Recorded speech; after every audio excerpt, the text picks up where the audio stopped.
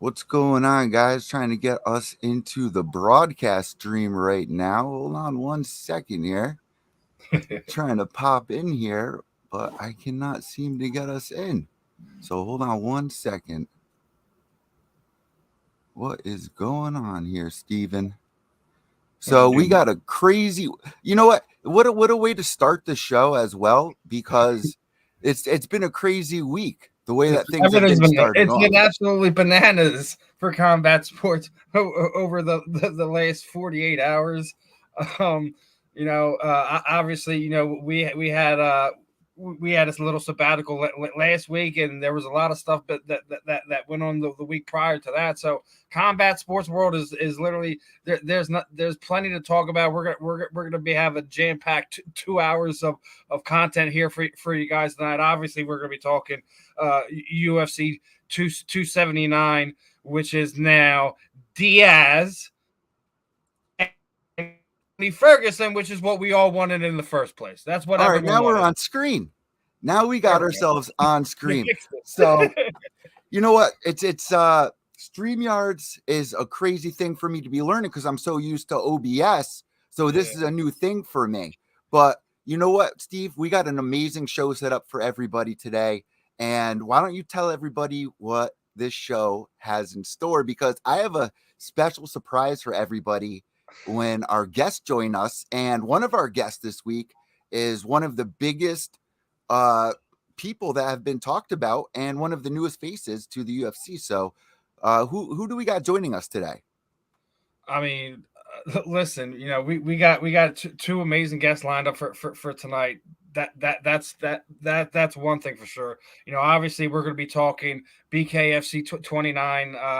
Montana's going on tomorrow night as well. They're having their inaugural 115-pound strawweight title put together there.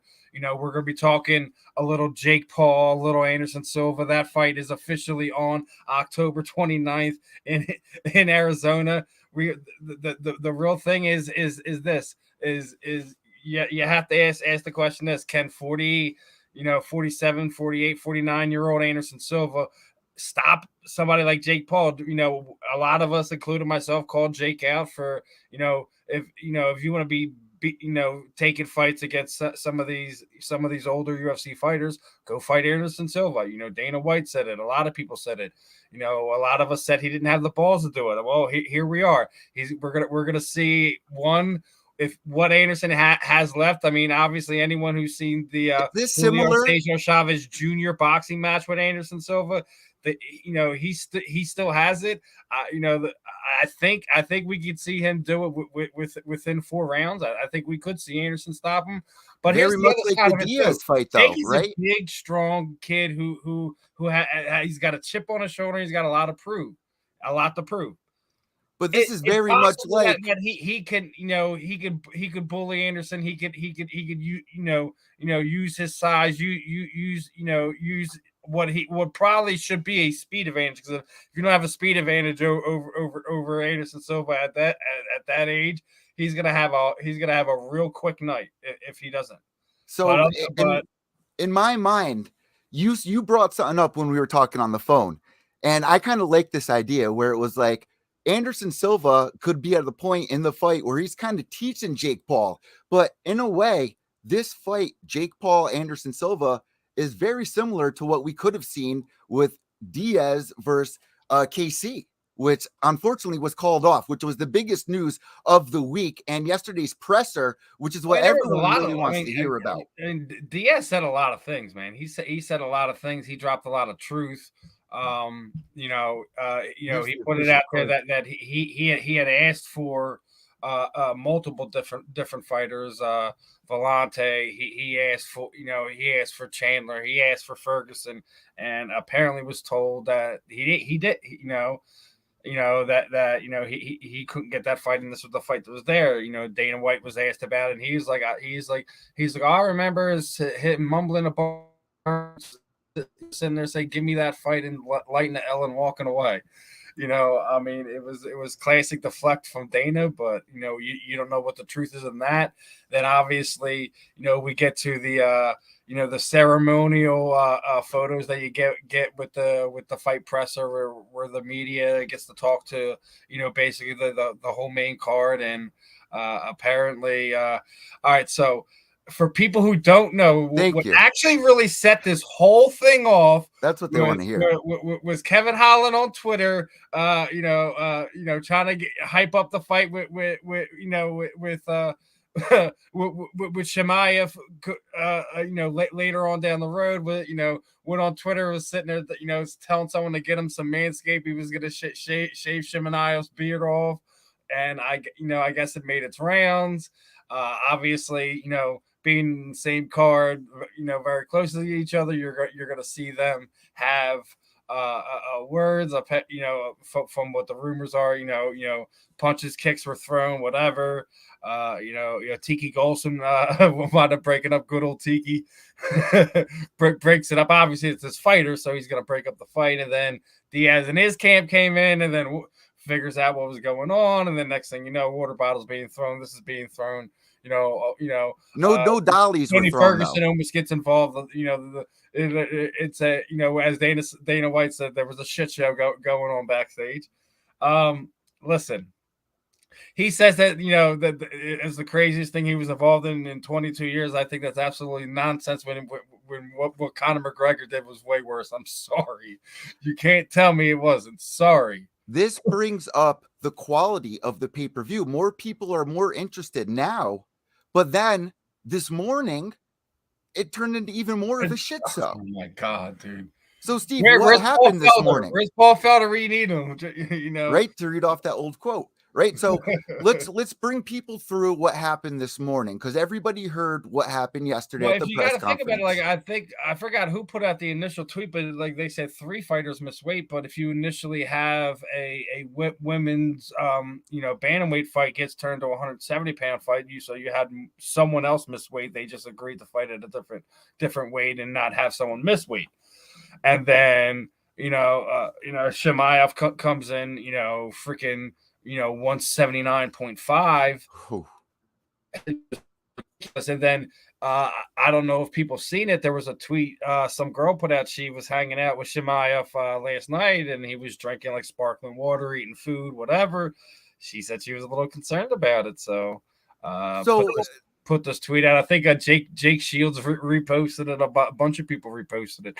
So the real question is me and you were talking off air on the phone, was like, we're talking about Nick wasn't taking this fight serious. I don't know what was even. I don't know if he's trying to take. Nate said he didn't even train. Was trying to put Nate, Nate in a position where he had to take it. But I think all he really did is put all the balls in Nate Diaz's corner. He literally had all the leverage and got exactly what he wanted.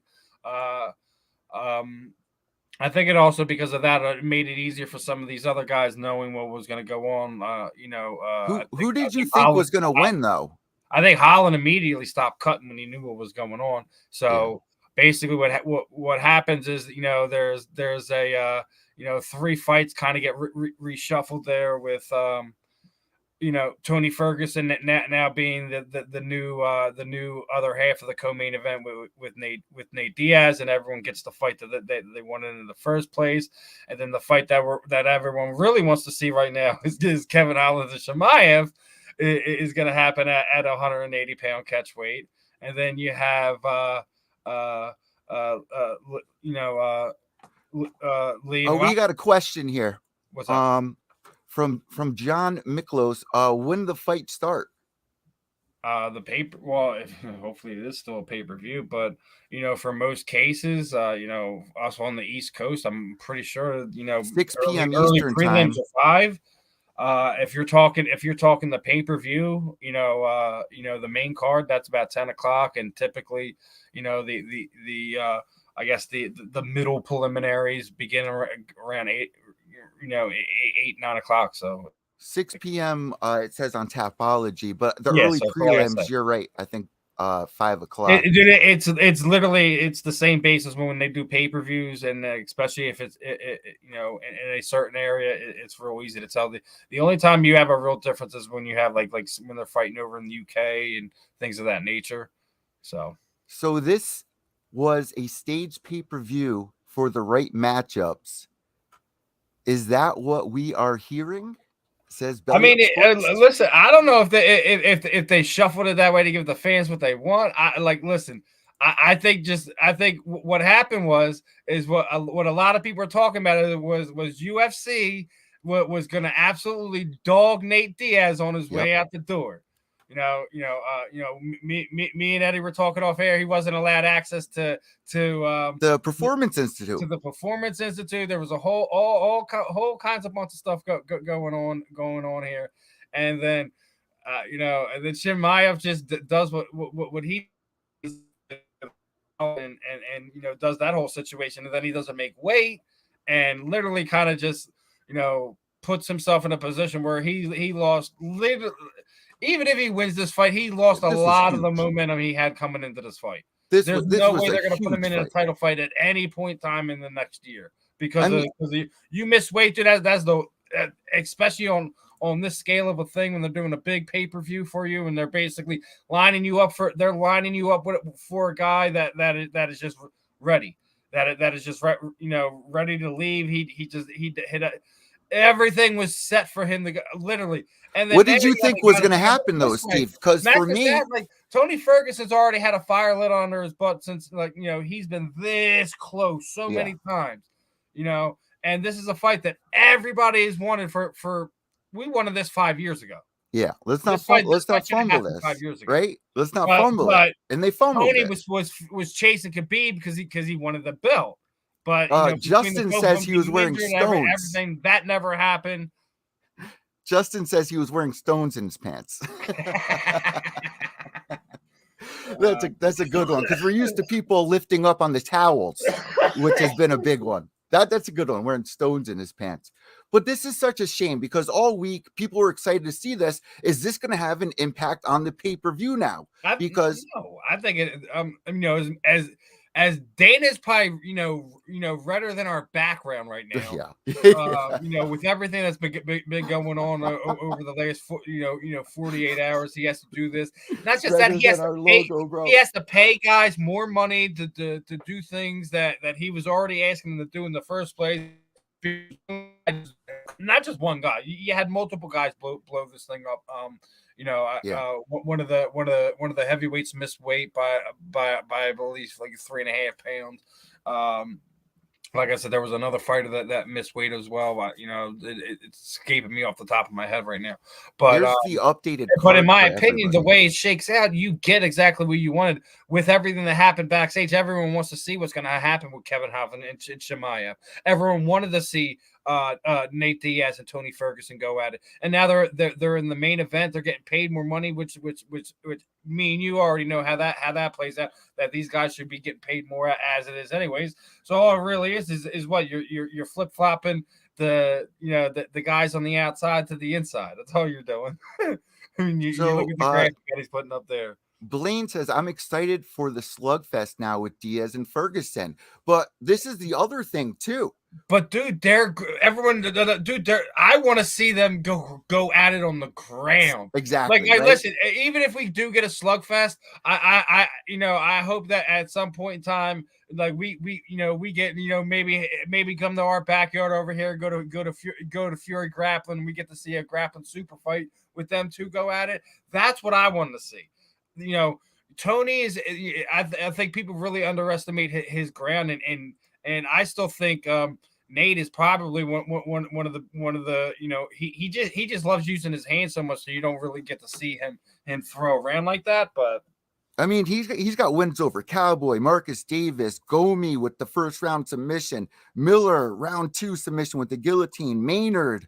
I mean, this was going to be such an amazing fight. Now with the Ferguson fight, I'm actually even more excited to watch it, but I don't know if the fans out there are. That's the issue here. No, without a doubt they are. If you ask me, like the fit, like I already said, this is the MMA gods sitting there saying, okay, UFC, this is how you're gonna do one of the guys who literally has a foundation over the last 10 plus years in the UFC. What was it? 2007 is when he won the Ultimate Fighter season 5, man. So he's Ultimate Fighter season 5 winner. He's literally beaten everyone on that show.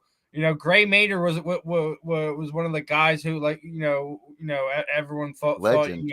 maybe his wrestling could do it, and then Nate absolutely destroys him multiple times. Speaking of Gray Maynard, do you remember the Emerson fight? Robert Emerson, Gray Maynard, where he knocks himself out? The double What's your knockout. first memory? Because we got a couple guests coming up. If you want, dude, mine is always going to be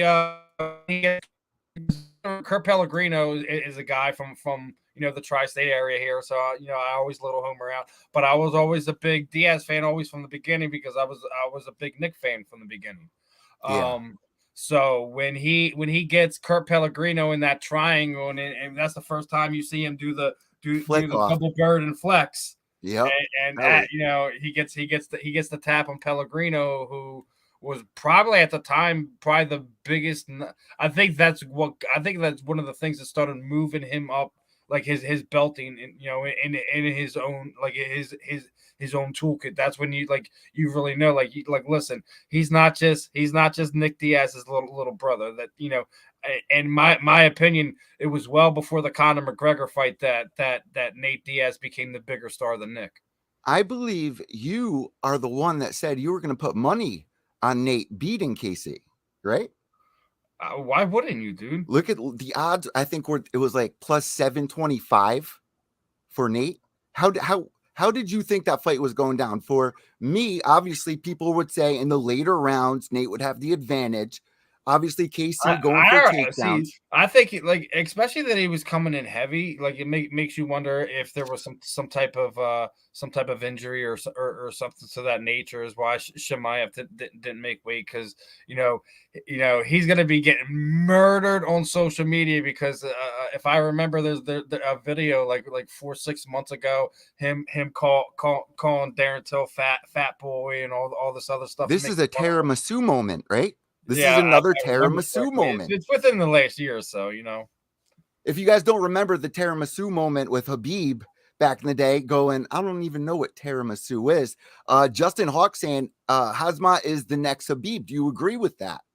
Because it kind of seems like he's on that same roller coaster. If there was an injury, then that's even closer to a Habib thing. Maybe he won't come back. Well, for 2 years. Apparently there is some medical issue that he was having or whatever. But just how he's going about it, I seen stills of him flipping people off after weigh-ins. I don't know if is that what happened today? I mean, I didn't see it live, so I don't know if that is. So I have to go back and actually see it. But you brought that up to me, and on Twitter, it seems like people are going absolutely crazy about this right now. For you, Steve, what do you think's going to happen in the Ferguson fight? Who would you go for if you had to give our listeners somebody to put money on? Justin's already out there. He's getting Nate Diaz is a 16-1 to win by submission now. Man, wish I had some money. Listen, man, it's a tough one, because I got mad love for both of these guys. I love right. Tony's season. When he was on there, definitely was one of the exciting seasons to watch. You got to remember, another Ultimate Fighter winner. I think those first 10 years is when they really started churning out guys more than they did, obviously, over the last 10 years, they had things where they're bringing in weight classes and, buying up promotions, etc. Promotions kind of giving them weight classes like Invicta has, multiple times over the last 10 years. And they turn around and done shows where, bantamweight, strawweight, women's shows where they have whole weight classes that are basically even brought in, where 90% of the fighters who were on that show wound up getting UFC contracts, regardless if they won not only on the show but on the finale, just because they're filling it, and you're still getting 2 or 3 fights in the UFC. So you've seen fighters like Felice Herring, who I think she was 1-5, 1-6 in the UFC by the time her run was over. Yep.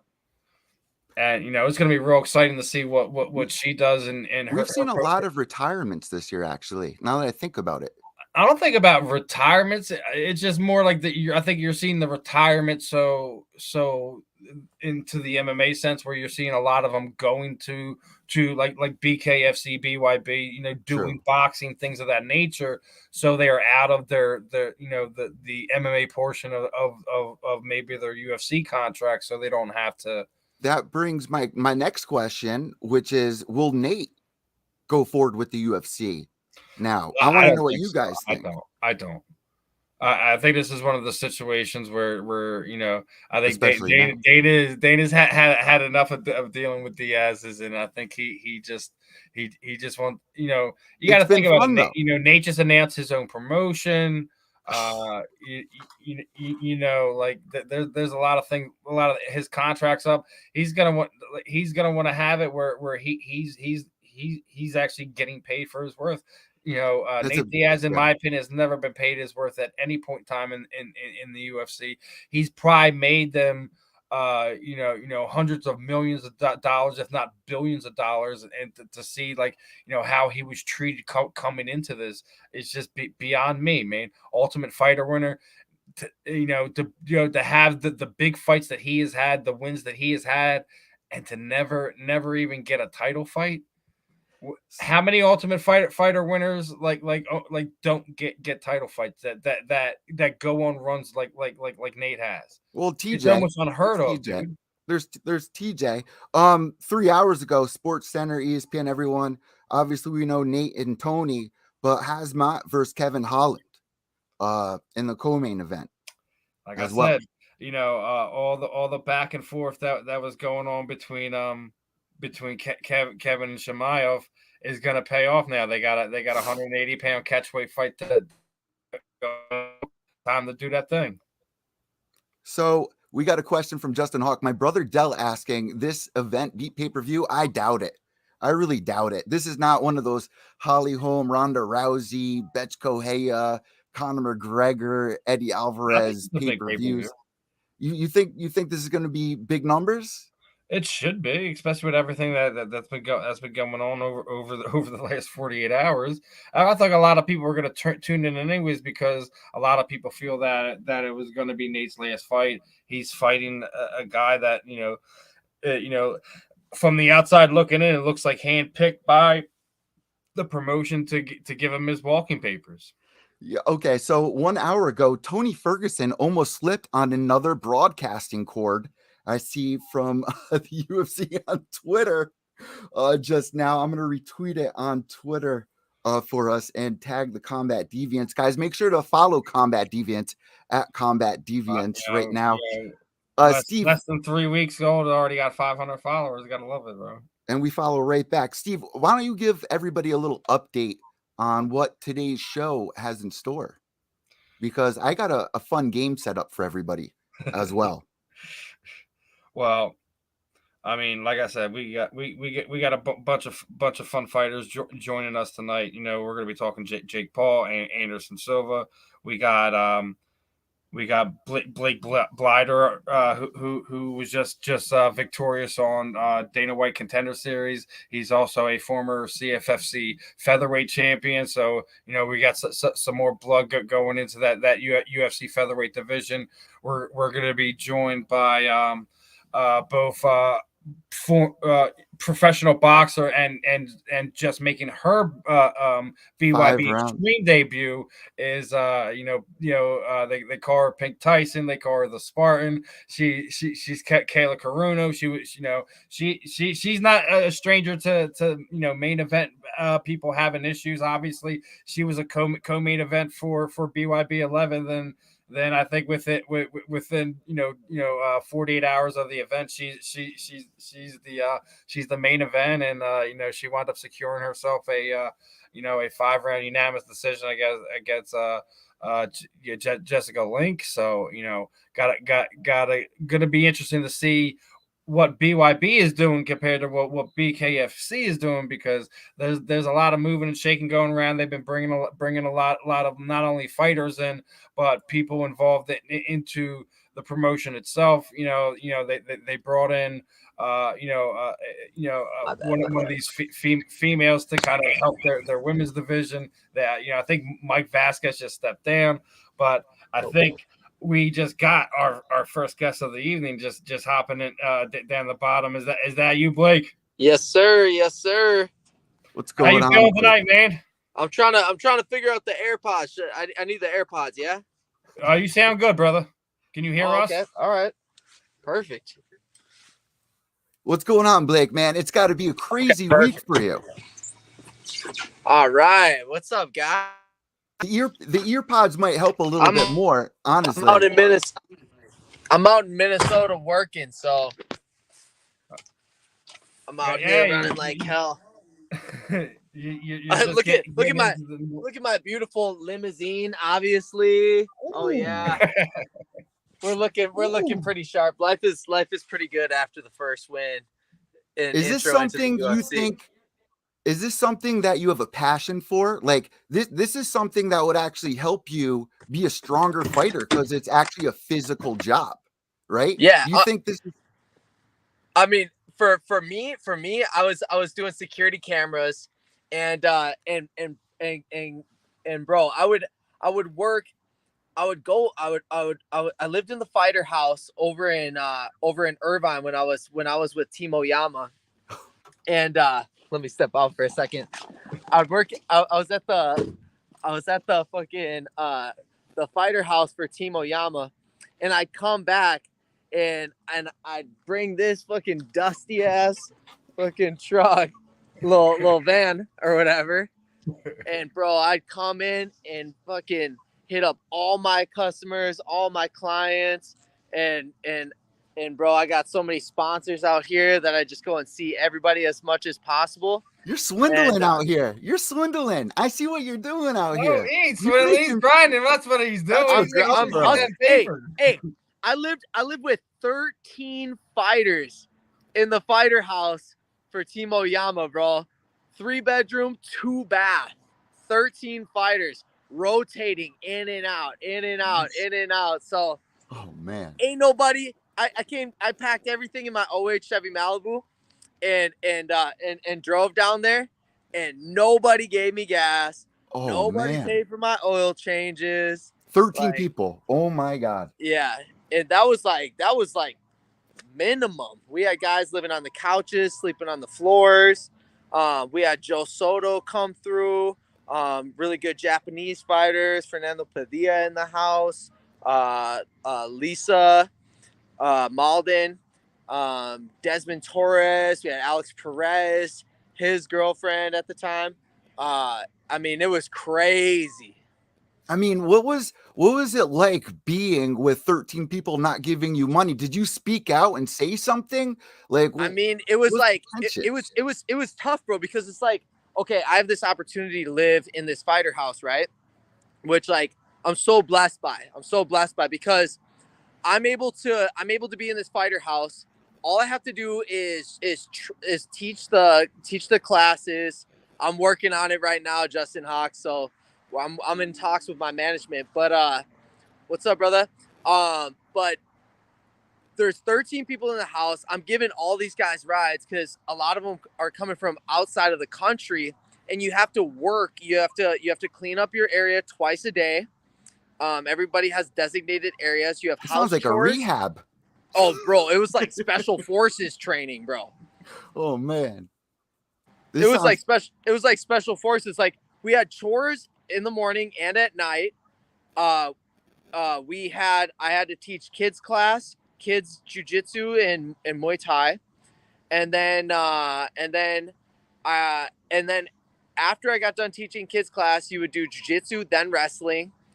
And then you would have to wait till everybody was gone from the gym so you could clean up your area.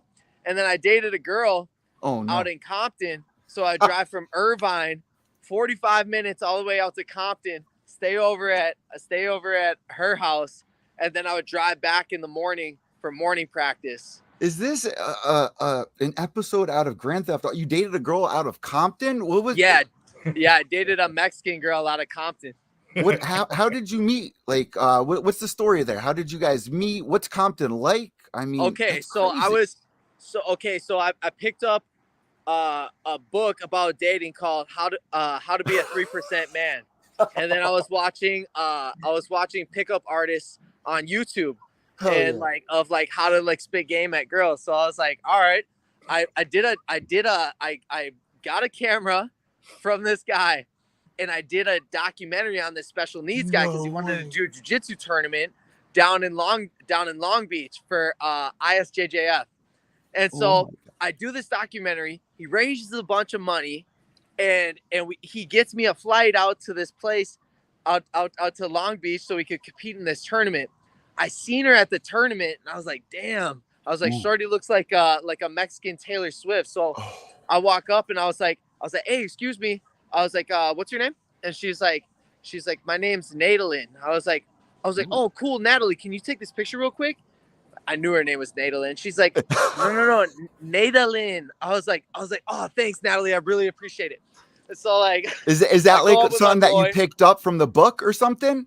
Yeah, it's like I was watching this guy, RSD Max. They call it the RSD stands for Real Social Dynamics. So what these guys would do is they put like microphones on themselves, and they'd have like a homie hide around the corner, and they'd basically just try all these attempts at picking up shorties. And so I was like watching all these videos, and like, you know, like they called it like if you were like afraid to like approach a girl and like talk to her, they call it like approach anxiety. Yeah. And they had all these like little names for things, like one of the best pickup things that I heard was the Forrest Gump approach. And it's like when he went up to Jenny on the bus, he's like, my name's Forrest Forrest Gump. What's your name? It's like, yeah, right now, bro. So basic, you know. So like this is insider information, you know what I'm saying? The like Forrest Gump approach. The Forrest Gump approach. Guys, listen, inside info, the Forrest Gump approach. And it works, right?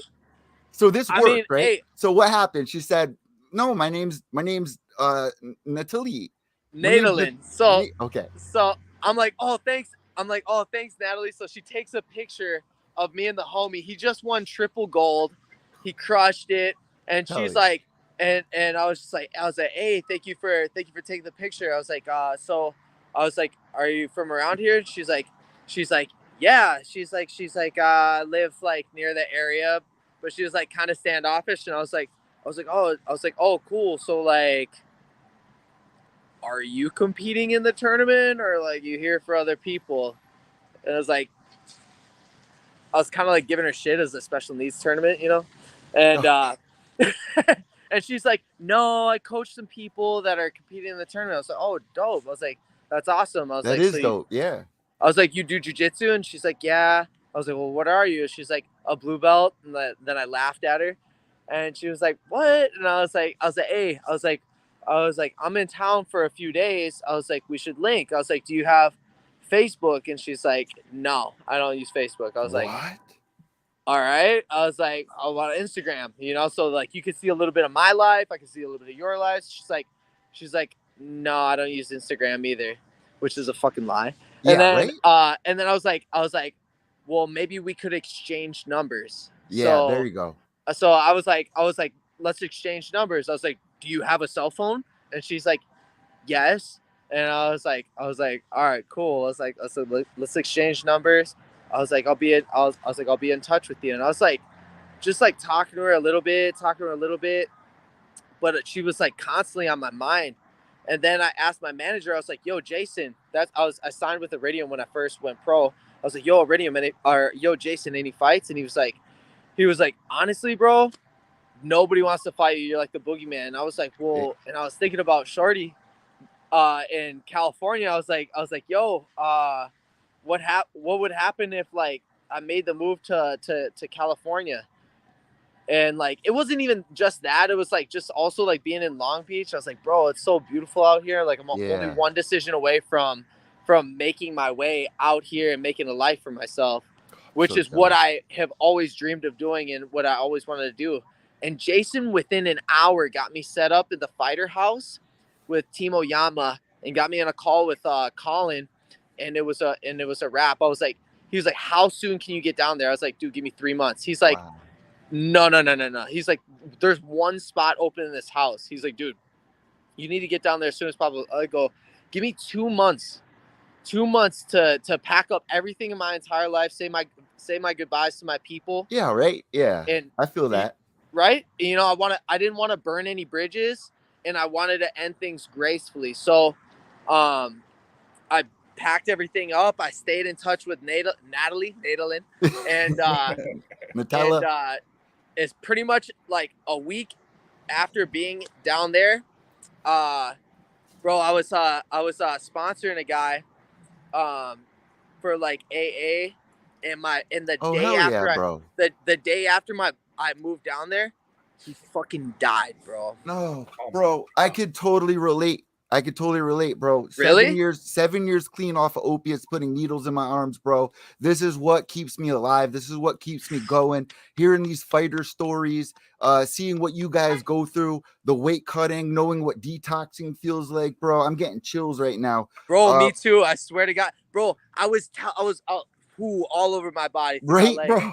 Bro, I was Holy telling shit. him a week before, bro. I go, hey, bro, I love you, but you're lying to me. You're taking kratom. You're doing all this. Like, you haven't been honest with me at all. I go, dude, you gotta get with these people at in Minneapolis. I was like, I got you a home group. I got you all this. I was like, but dude, you gotta be honest, and you gotta just like tell on yourself, and you gotta really do this deal. And he was like, I know, man. And he was a really good guy. And we're so used to having the key from the outside, but with addiction, the key really comes from the inside to unlock, you know? Exactly. So within, so without, as above, so below. So it's a everybody seeks externally, right? But it's an internal job, you know. So we have to change. The process of manifestation was the best explanation that I've heard of changing anything, because it's how anything becomes everything. And I read it in T. Harv Eker's book, Secrets of the Millionaire Mind, and he said that the process of manifestation is this: that thoughts lead to feelings, feelings lead to actions, and actions lead to results. So once you change your thinking, like if I think good about something, I'll feel good about something. If I feel good about something, I typically act good about something, and it's action or inaction, and that creates the result. But with a lot of addicts, we're so used to a certain set of songs, we need to change songs out so we can live a new feeling. You know, we're so used to. That's why I think it's called the program, because you're reprogramming, rewiring the mind. And when you go through your resentments, I know that's a big thing for everybody, because you go through your resentments and then you realize, like, dude, fuck, like, I'm mad at this person, but I got a part in everything. I'm mad at my mom, but I was a fucking asshole when I was doing this.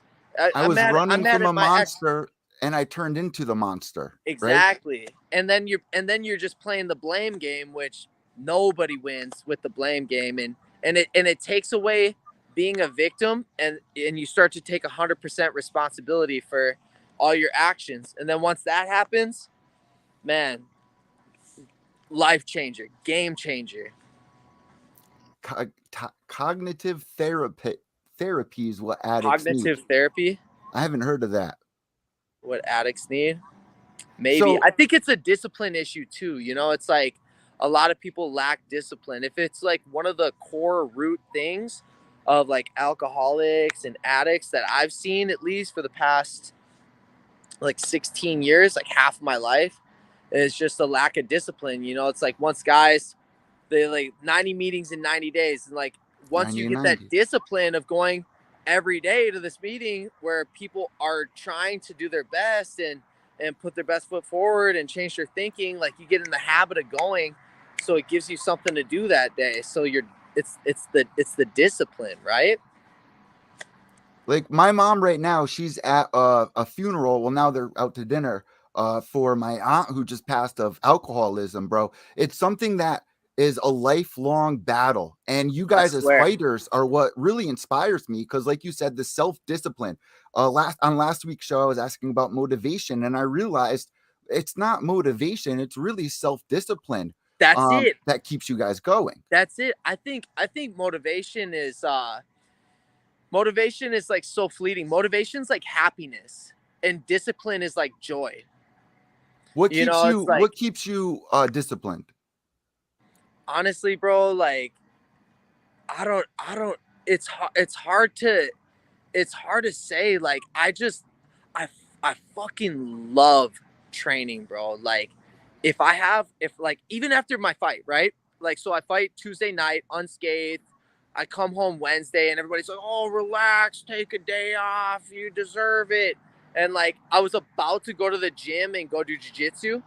And like I went out to eat with my boy, and like granted we had like a fat, like 2 fat tomahawks, a bunch of good food, some tiramisu, and tiramisu, yeah. Some cordon bleu. Yeah.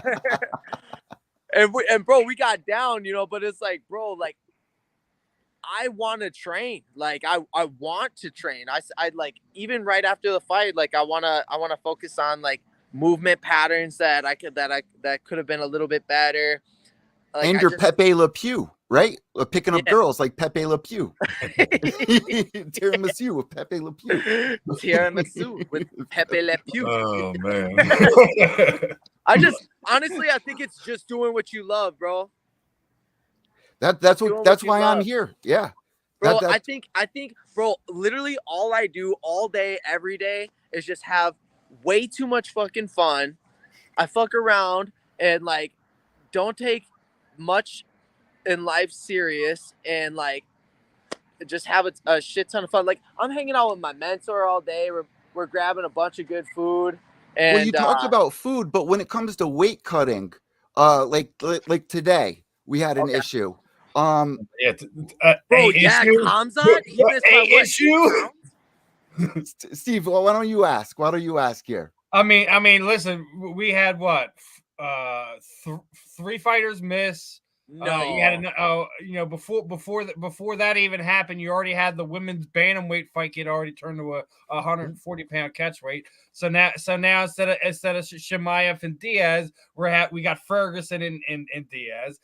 Kevin Holland is now fighting Chimaev, and now you got Lee and Robinson fighting, which kind of looks like a better card as it is anyways. But I mean, the past 48 hours, what's been going on with the UFC has been absolutely bananas. It's crazy, bro. Like, hey, the 22-year-old that got that knockout, we had to make weight between 9 to 10 in the morning, bro.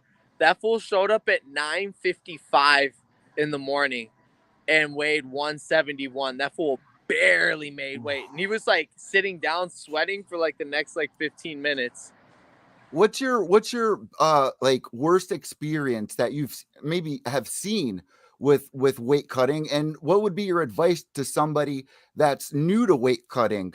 Oh man, if you're new, like, oh fuck, man, it's so tough, dude. Because I used to have the worst weight cuts.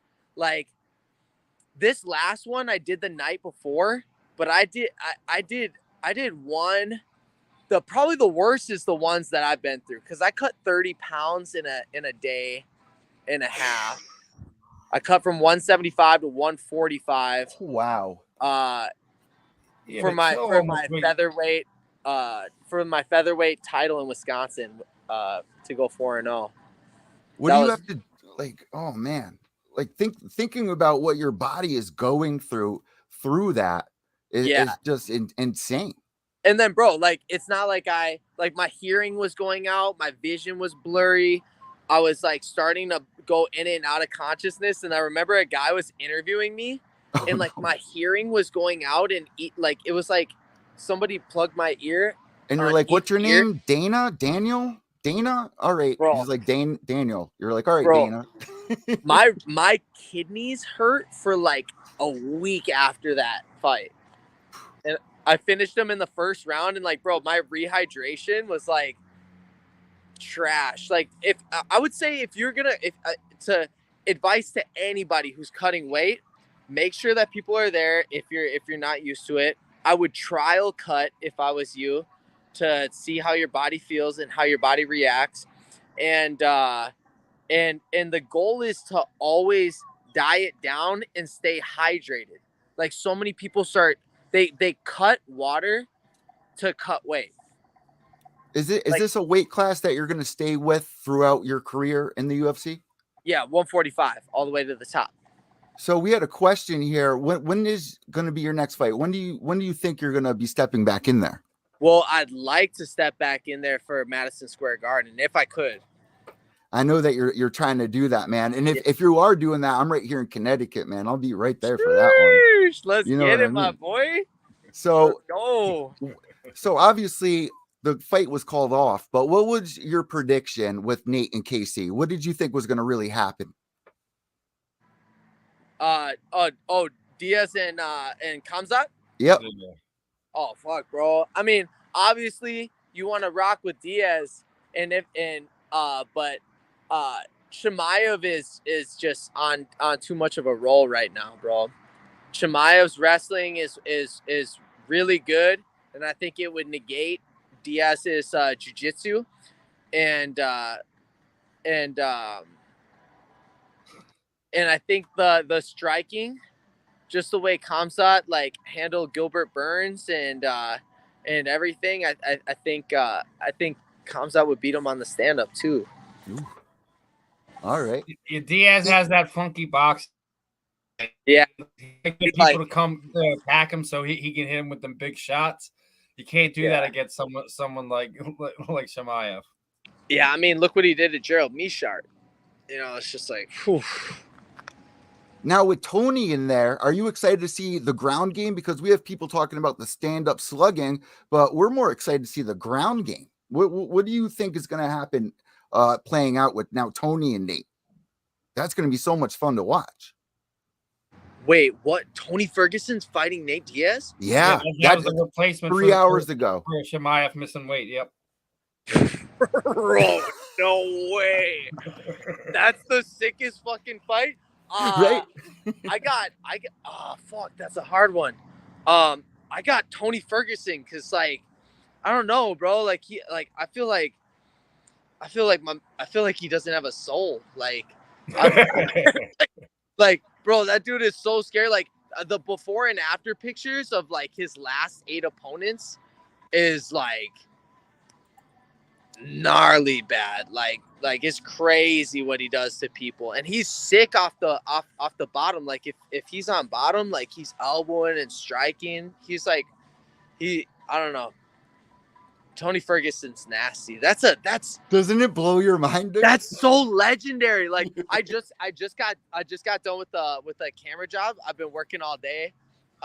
You missed the whole fiasco. That's why I was trying to tell you, because everyone missing weight, they shuffled everything around. Chimaev is fighting Kevin Holland. Wait, so you're for real? Chimaev is fighting Kevin Holland now? Yep. So wait, so what are the weight classes? Well, I think 170 Tony versus Nate, 180 KC versus Kevin Holland. Catch weight for Holland and Chimaev, and I think the same way for Rodriguez and Lee. Yep. Bruh. 80. So did Kevin Holland miss weight too? I think I don't think he missed weight. I think he knew what was going on. They just said like stop cutting. You're good. Because I think they already asked Diaz if he would fight Chimaev at another weight, and he was like, yeah, no, that's not happening. So they switched things around. They gave him Ferguson.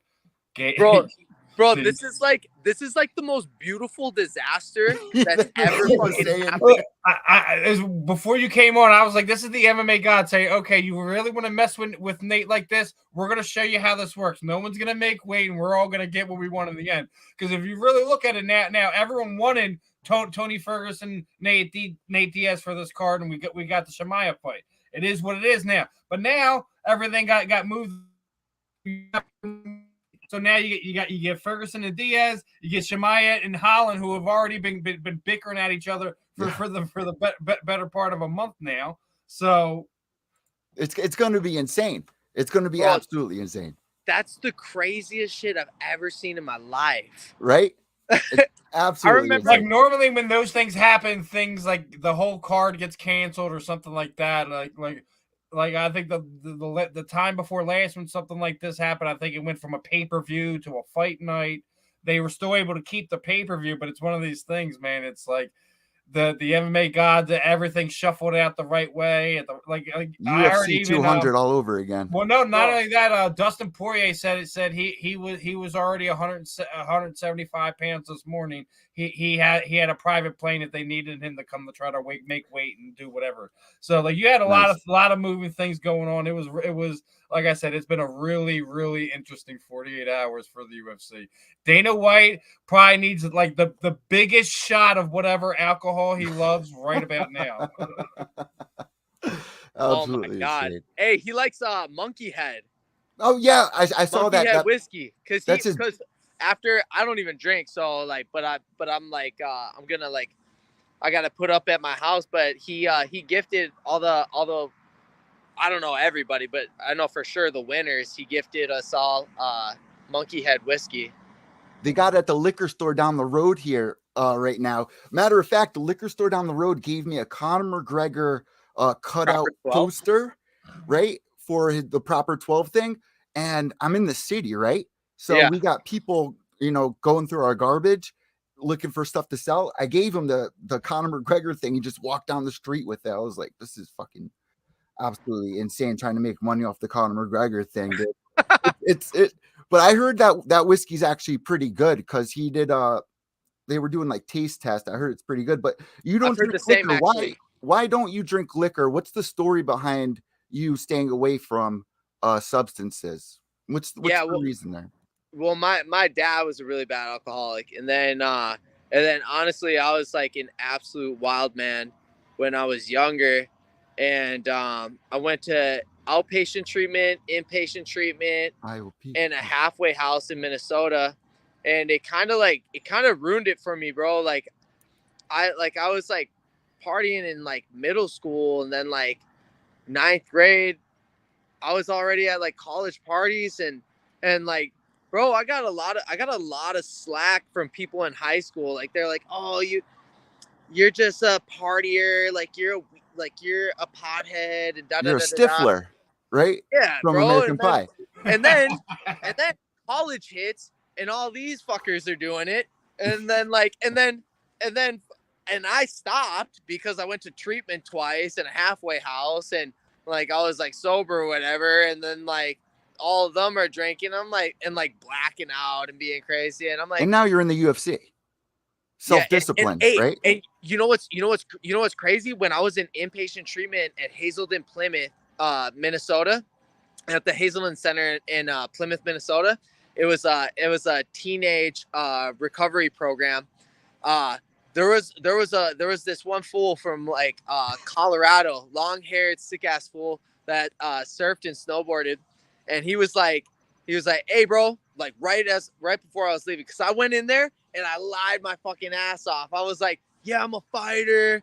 I was like, I've been boxing, da da da da da. That's what we all do when we go in there. It's scary, bro. When you go, you're all by yourself. Bro, I was like, bro, this is what I want to do. I always watched it, and I was like, yeah, I'm a fighter, and I was like trying to look sick, and I went in there telling everybody, and this one dude from Colorado, he was like, right before I left, Jake, he was like, hey man, I was like, what's up? And he was like, you for real about this fighting thing? I was like, yeah, bro, it's my dream, it's what I love. And he's like, look, man, if you ain't on posters and billboards and on TV in the next 3 years, I'm going to be fucking pissed at you. And something about it just was like, all right, I got a deadline. Like I gotta get after it. And as soon as I got out of the halfway house, I manipulated my way out of there because it was like a fucking jail cell and nobody in there was like trying to be sober. And I was like, and I didn't have like I wasn't like legally binded to go there. My mom and my grandma just wanted me in there, so they paid for me to be in there, and they want you to stay there because the insurance will pay for it. So they're gonna try to keep you in there. Yeah, bro. And I was like, this shit is not helping me. I was like, I just feel in prison and I feel like it's being forced on me. And I hate this. So I went up to the lady. I was like, and like, dude, all they did, it was like, bro, you would sit down and watch like Nazi movies all fucking day. And then you'd go and see a counselor and like ask you how you feel. And then you would sit on your bed and your bed had like, it was like super springs and it was like this thick and fucking you had like a uncomfortable ass pillow and like, dude, it was like a fucking jail cell and I was going to run away, but I was like, I can't fucking get away from this place because they'll lock you out and lock the place down at night. And you're too far from home, right? Way too far. I was in northern Iowa. So it's like fucking boony. Slipknot country. Yeah. Yeah, bro. It's like, dude, fuck that. I'm not ending up in Corn County. So I'm thinking, I'm like, man, how can I get the fuck out of here? So I'm like, I'm going to ask the lady exactly what I walk up to one of the counselors. I go, hey, you know what? After like just sitting in my room and like not being a part of this, like, what's the up, down, left, right code to get out of here? Yeah, I'm like, I go up to her, bro. I'm like, hey, I was thinking a lot, and I'm like, all right, I need to be a part of this. I really want this. I want to be sober, and I want to really, really do this thing. She's like, Blake, it's so good to hear that. And I was like, yeah. I was like, just tell me what I got to do to stay here, and I'll do whatever it takes. And she's like, perfect. You gotta get your blood work and you gotta see the doctor. I go, good. I ain't doing none of that shit. I'm gonna get the fuck out of here tomorrow. Yeah. And fucking, I did the blood work because I was like halfway in. There's a girl in there that was kind of like, oh, should we do it? I'm like, I don't know. And then I got to the doctor. The doctor walked in. He's like, all right, pull your pants down. I go, what the fuck, doc? He goes, well, I need to do a physical on you. You got to pull your pants down. I go, it ain't happening today. He goes, are you why? sure? What do you mean? I go, I'm sure, doc. Why do you got to see my dick, dude? What's up with that? I'm in here for liquor, bro. Yeah, doc. Yeah, I don't know what's up. It was all bad, bro. It was confusing times. There was a lot going on. So he walked in like, my name's Forrest. What's your name? Yeah. He's like, hi, my name's Dr. Frank. Yeah. What's your name? I'm like, oh, this is my guy, Tom. Yeah. We got $200. $200. My guy's got sashimi. Yo, what? Sushi time, baby. Oh, there you go. Hey, that's what's up. And this is my mentor. This guy kept me on track, believed in me. Fucking just put $1,100. He helped me. In your account. Yeah. Hell yeah, bro. Made a bunch of money today. So what are you eating tonight? What's your meal for tonight that you got we here? Got a bunch of sushi, yeah. Fuck yeah, $200 worth. Bunch of fucking sushi, $200 worth. Damn, man. So I manipulate my way out of that fucking hellhole. What did I just give you? Open that up and look. I think sashimi. It's all sashimi in there. Look. Oh yeah, look at what we got cooking. Minnesota sashimi. Yeah, it's the best I can get around. Yeah, it ain't bad. Got your little snack when you get home. Yeah, there we go. The rest is packed. I just bought you that one little snack. Can you flip this light on? Yeah, for me. Thank you. And so I manipulate my way out of the fucking halfway house. Oh, can you get the light? Yeah. My bad. So I manipulate my way out of the halfway house. And the lady, as soon as I walk out in the lobby, the lady's like, you manipulative little fuck. And I was like, oh shit. Oh, watch out for that guy. almost got murdered. And she's like, you manipulative little fuck. I was like, what? And she's like, you little bastard. You think they come in here with your little Hollister clothing and Abercrombie and Fitch? You think you're better than us? I was like, what? I was like, maybe. And she's like, you're never gonna stay sober. I go, lady, fucking watch me. I go, I'm gonna prove you wrong and prove myself right. And I don't need this bullshit. And I don't really believe in it. So I don't know. I was like, good luck. I'm done. I'm over this. So how long ago was that compared to now? So that I went to a treatment when I was 16. Okay. So do you think that they would remember you when they see you on the billboards now? Bro, I hope so. I'm hoping that they do. Like, it means more to you though, right? Because at this point in your life, you're at the stage where it's all or nothing. And Blake, we couldn't be more proud of you, man. Thank you, man. What do you expect? I'm proud of him. Yeah, I bet. What do you expect for next year? How many fights do you think you're going to try to get in for next year? Man, I'm trying to get 4 to 6.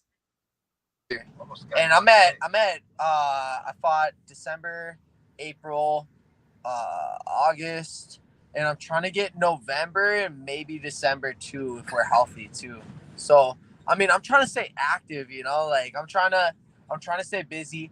I'm not hurt at all. I'm unscathed. Like I'm feeling great, you know, like man, I'm so excited because hey bro, like through all this bullshit that I've been through my whole life, you know, like and like bro, when I was in treatment, they were like only 4 to 5% of you are gonna stay sober and you're gonna make it. And I told everybody in there that that's what I was gonna do. I was gonna get to the UFC. Wow. And I was gonna be a superstar. And I go, watch me. And bro, so many people doubted me, bro. Like so many people, and it took way longer than expected. What kept you going? What kept me? Well, honestly, I wanted to like quit like 1,000 times. Like, bro, I saw my boy Dan Kaiser get killed in the cage. Yeah, bro, literally died. He was pronounced 0% brain activity at the hospital. Like 30 minutes, he got his trachea crushed by an up kick. And they pronounced him 0% brain activity, dead. And they flew him out from that hospital, and he got 2 brain surgeries, and he lives to this day, bro. Wow. I'm gonna, and he's a great guy, Dan the King Kaiser. I'm gonna see him on Monday, bro. And after that, like, bro, it changed the dynamic of fighting for me, because I'm like, dude, this is literally life and death. Like this could be it for me every fight. So could you flip this side? Does this stay on? But so every fight is life. Like I'm not in there playing around. I'm not in here to play games. Like after seeing that, like I was holding the cage and I was like, he's gonna get up. So for me, it's like it was a lot of stress at first, and now I'm calming down a bit more. But yeah, me and this guy, me and my guy Tom, fuck man, he believed in me, and he was good with business, and he taught me how to give presentations. So we just had a lot. We had fundraisers. We just made it a lot of fun. You know, like if I wasn't having fun and if I didn't love it, like I would have stopped a long time ago. But able to travel all around the world, all around the country, you know, move to California, have Chito Vera as like my sparring partner, Alex Perez. Wow. You know, like I've met so many beautiful people along the way. Like, bro, I live in Southern California. Like for a small town Minnesota boy.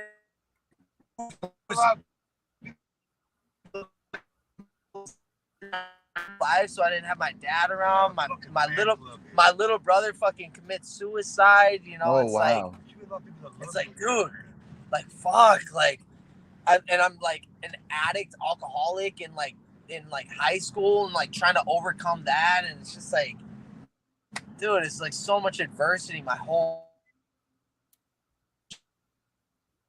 like try and find my worth when nobody believes in me, and like when I got no money, and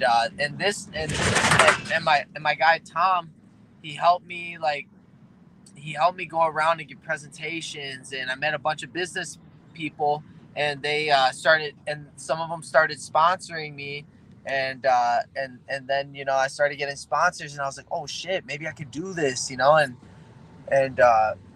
I don't know, man. I started believing in myself. I helped Pat Curran get ready for Tricky Pitbull back in like 2014.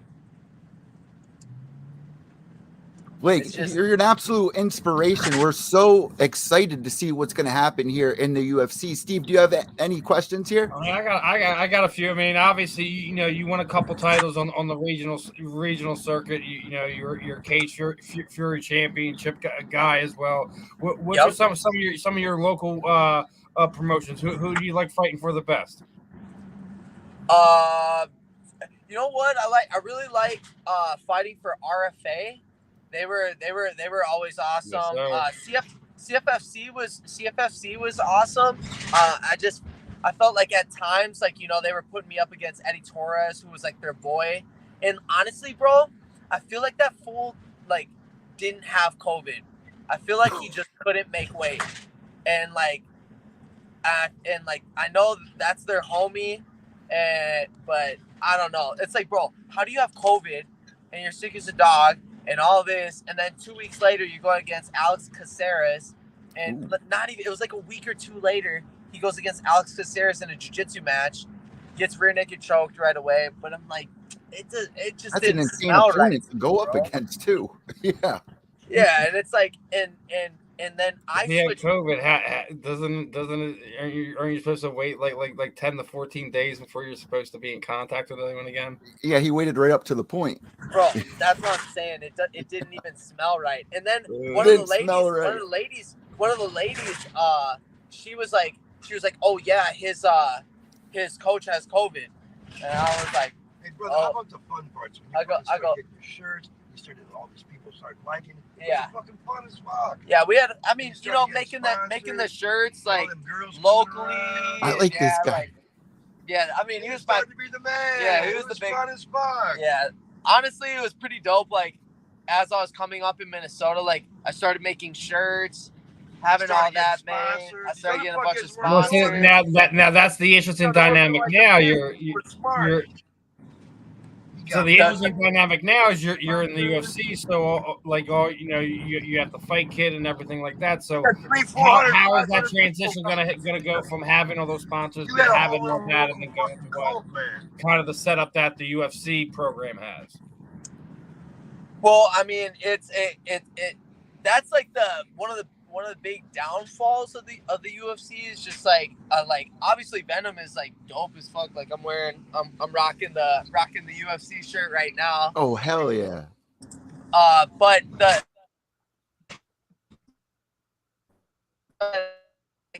people are there for me like, from the get-go, from the jump, So that's unfortunate, and but you know what? I know what it is, and I love the UFC. The UFC, it was UFC or nothing for me forever, and my sponsors are really cool, and they understood. Blake's gonna be the champ.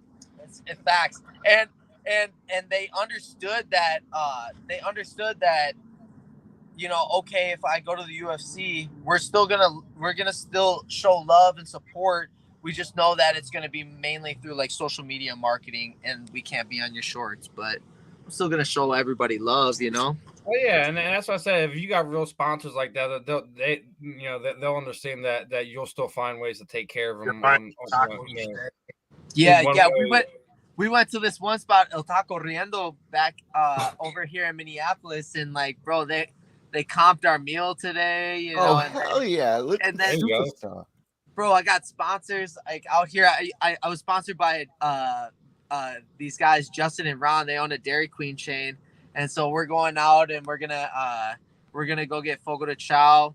I'm bringing Tom and his wife with me, and gonna go out and go get Brazilian steakhouse. You know, it's like I've been so blessed by so many people, and I think just being a good person, like there's so many people that just want to help you out if you're just like genuinely trying to be a better person. You know what I'm saying?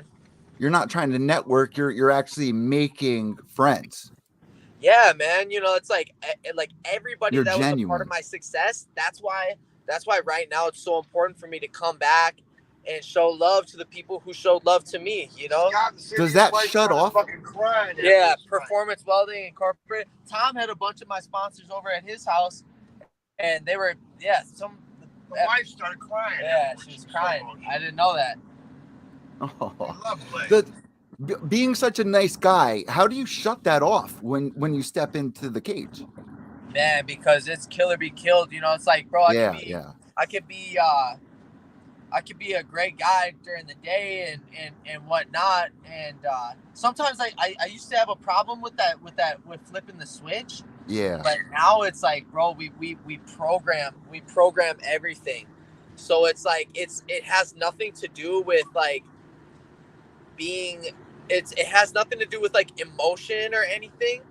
It just has everything to do with like, this is the mission, this is the vision, this is the purpose. Is that a new high though? Like when you think of it, like do you feel uplifted? Like is it somewhat of a high when you flip that switch? Oh fuck yeah, bro! After my fight, I didn't sleep till the next night. Oh man, I couldn't sleep all night, bro. And it's like you're riding a huge rat fight. No. No. All right, he has two two nice sized rats, and I guess what the fuck? I guess they've decided it's time to have a fight in the middle of the interview. I love it. My bad. This is what happens when you're a pet owner. I have a 3-year-old pit bull. So when I come over and do my shows at my mom's house, because I have the open area and it's just everything. Holy she has a 12-year-old beagle, and he just wants to be left alone. So my dog is up in his face, like licking him, and he's all old, so he's sitting there, howling, snipping back at him, just like, get out of my face. Sorry about that, dude. I looked over. You an animal person, my friend? Yeah, bro. I love dogs. My pit bull Liberty just passed. Oh, dude. Like a month before my fight, and I got a little Chihuahua named Ramses. Love it. Oh, that's Liberty and Ramses. Oh my Ramses. God. I'm pretty sure that's from like a Disney movie. It's from Nacho Libre, bro. Yes. The big wrestler dude, right? Yeah. Ramses. Yeah. I remember. Ramses is the best. Dude, I love that you like that movie. Nobody gives that movie credit, dude. Bro, I can literally quote that movie from start to finish. He's like, I know a gypsy down by the river. He has magical eagle eggs. He's the greatest spider who ever lived. Dude, then he cracks the egg open and he's just like, that's such a good movie. And he farts and then like dives into the water. Dude, they get their asses. If you guys haven't seen Nacho Libre or didn't give it a chance, you guys got to go back and watch that movie, especially if you're fans of Napoleon Dynamite. I knew so many quotes from that movie too, man. Like that. Hands down, top 2 best movies of all time. Well, and you got to add like Wolf on Wall Street on there. But like, oh yeah, as far as like funny movies, like just like simple, like just like what the fuck humor is like Napoleon Dynamite, but like just like wholesome humor that just like is so funny is Nacho Libre. That is what I've watched before almost every fight. Dude, yeah.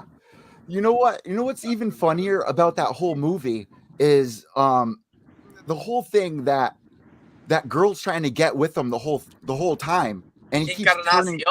Yeah, people will think of you as a I forgot what he tells her, but he keeps turning her down until you are a floozy. Yes. Because he's trying to hide that he's a wrestler the whole time. Yeah. That's the whole thing. Oh my God, Blake, bro, you're the man, dude. Bro. Seriously, your whole personality shined throughout this whole interview, dude. Like, it's such a hard thing to find fighters that will open up and be so genuine, man. And you seem like such a genuine person, and it's kind of crazy knowing now that 13 people living with you wouldn't give you $5 for gas.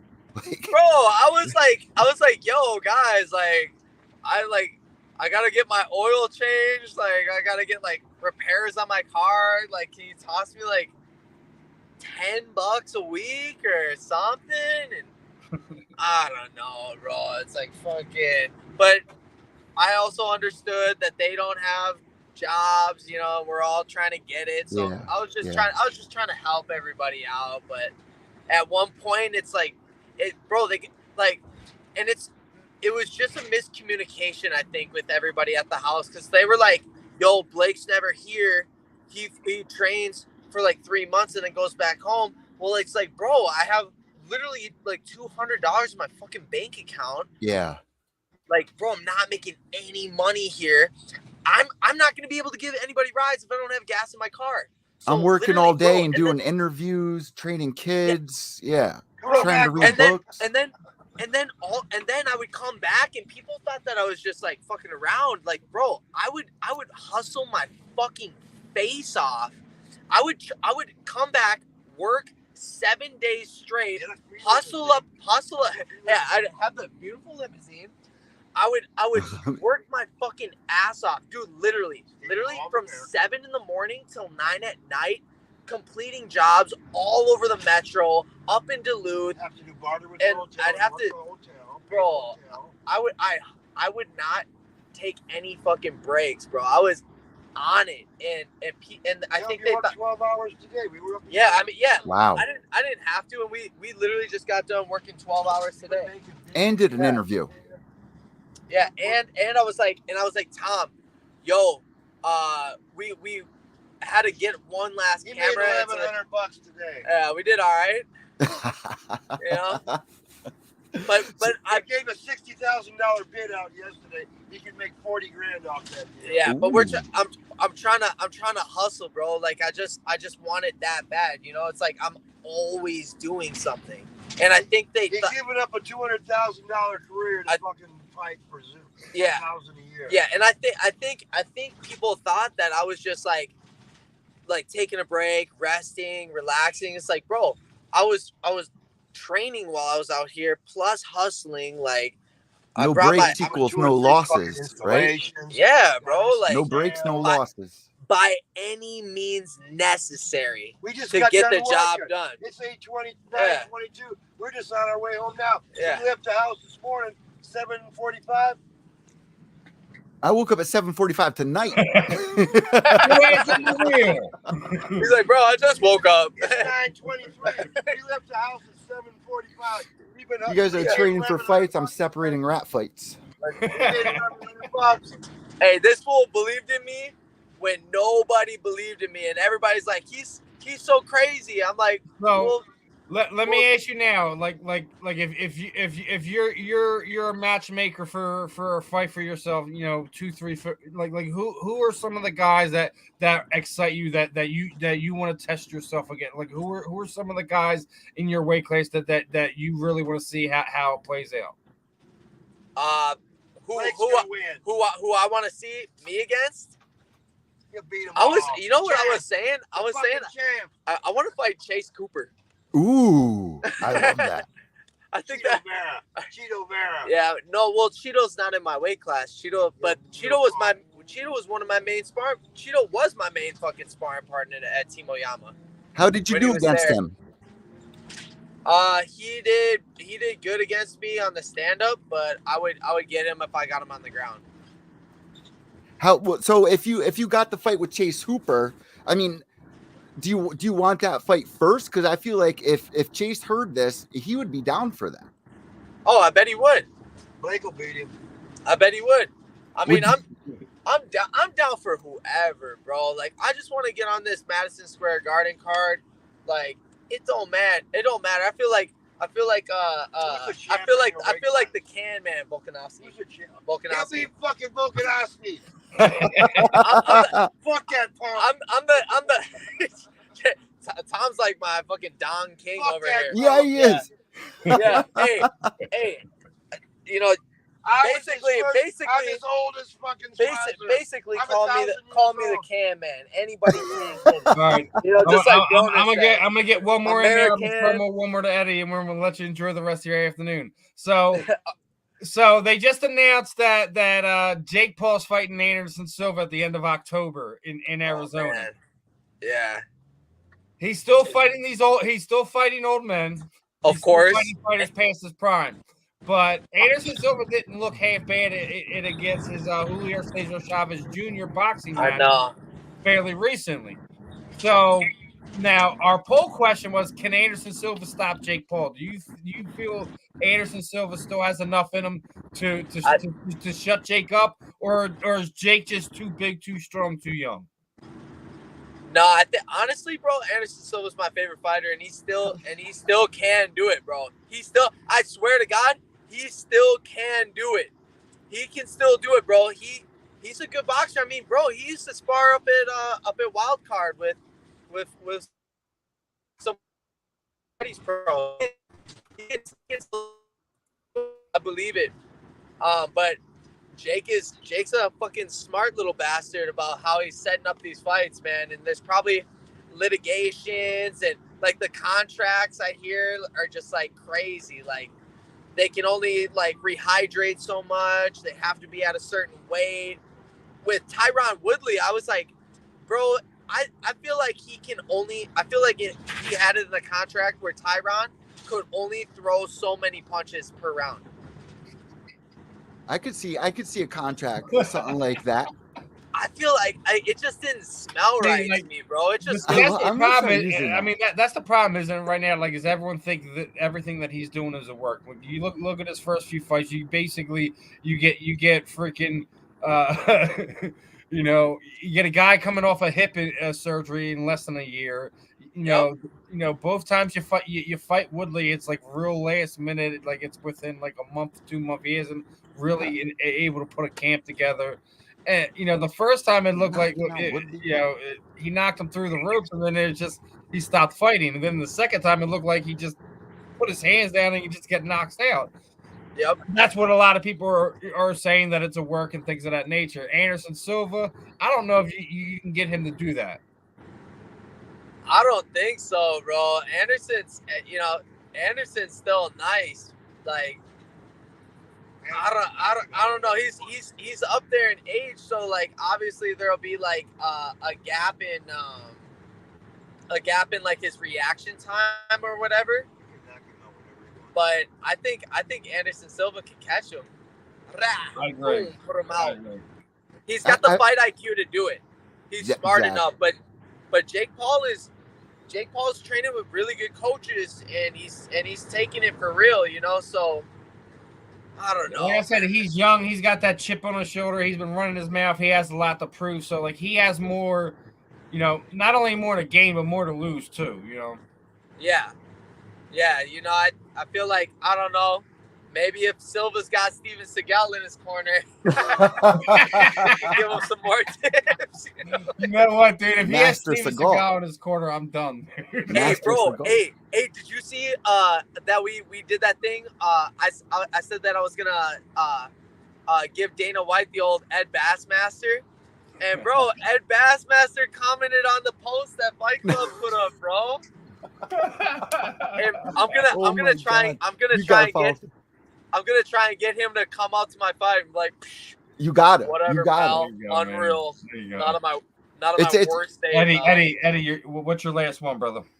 My last one for you, man, is when can we see this documentary of that you made of your pickup lines, along with the tournament that you were talking about earlier, because I really want to see it. It's in the process, bro. Like, hey, we had a sick film crew. Shout out to the best manager in the game, Jason House, bro. He hooked me up with my boy Elliot, who's got a barbershop in Vegas. Check him out, Elliot and Company. My boy Jacob filmed this whole series, and we're starting a documentary series actually, and like a vlog series. That's gonna be hitting. So, bro, it's all gonna be documented. And bro, when I get to when I start getting more and more interviews, like, bro, people are gonna see, like, bro, I can imitate. I swear to God, like 80% of the UFC roster. That's awesome. I actually saw last night. What's an imitation, real fast? I got impersonations for days. Let's see Nate Diaz. Man, can you do Diaz? Man, obviously, motherfucking Khamzat couldn't make fucking weight, you know. That's because motherfucker should have been eating his vegetables and shit. So, I don't know. Fuck that motherfucker. That gangster thug life, for real. Stock and slap that house. I don't know, fuck. Gangster for real, bro. Oh, man. Well, Blake, what we normally do is at the end of these interviews is kind of throw the proverbial microphone over you. Anyone you'd like to thank, you shoot out your social medias. What would I like? Sponsors you want to show some love to? Anyone else you want to talk about? The time is yours, my friend. Hey, man, I want to show love to you guys, man. Thank you for having me on the show. I'm sorry the lighting isn't as good, but we're riding in the limousine right now. Obviously, the old 1990s van that you sell fucking candies out of, you know. I hope there's like a shag rug back there. Shout out to all my sponsors. Shout out to all the haters and the doubters. I just got this tattoo for you because I'll be silencing every single one of you motherfuckers till the death of me. Shout out to Fuego Delta A. Shout out to Drip Drop. Shout out to Massage Matters, Tacos Manuel, Iridium Sports Agency, Jacob, Jason, all you homies. Shout out to my boy Alton the Bowman Cunningham. That fool's coming up in the game. And then shout out to my gyms, Triunfo with Felipe Fogelin, Adam Lin up at Subfighter, and the one and only, the GOAT, the greatest, the boat, like Tony Ferguson would say, but my boy Flame, man, I love that fool. He really when I lost my little brother, he stepped up into his place, and he really like brought me and my fight career to a whole new level. So shout out to you guys, man, all the sponsors, bro, like so much love. Red Buddha Tattoo in Newport Beach, and all my coaches that I've had in the past, all my teammates in the past, and everybody who's helped me get to this spot. I missed a bunch of you, but for real, like that shit is unreal, because, man, you know, I feel like Braden, my little brother, was like feeling hopeless and feeling lost and feeling confused and feeling like he didn't have anybody that had his back. And when I felt that same exact way, and I felt like doing some of the same actions that he took, there's people that helped me out along the way, bro, and reached out a helping hand and helped me get into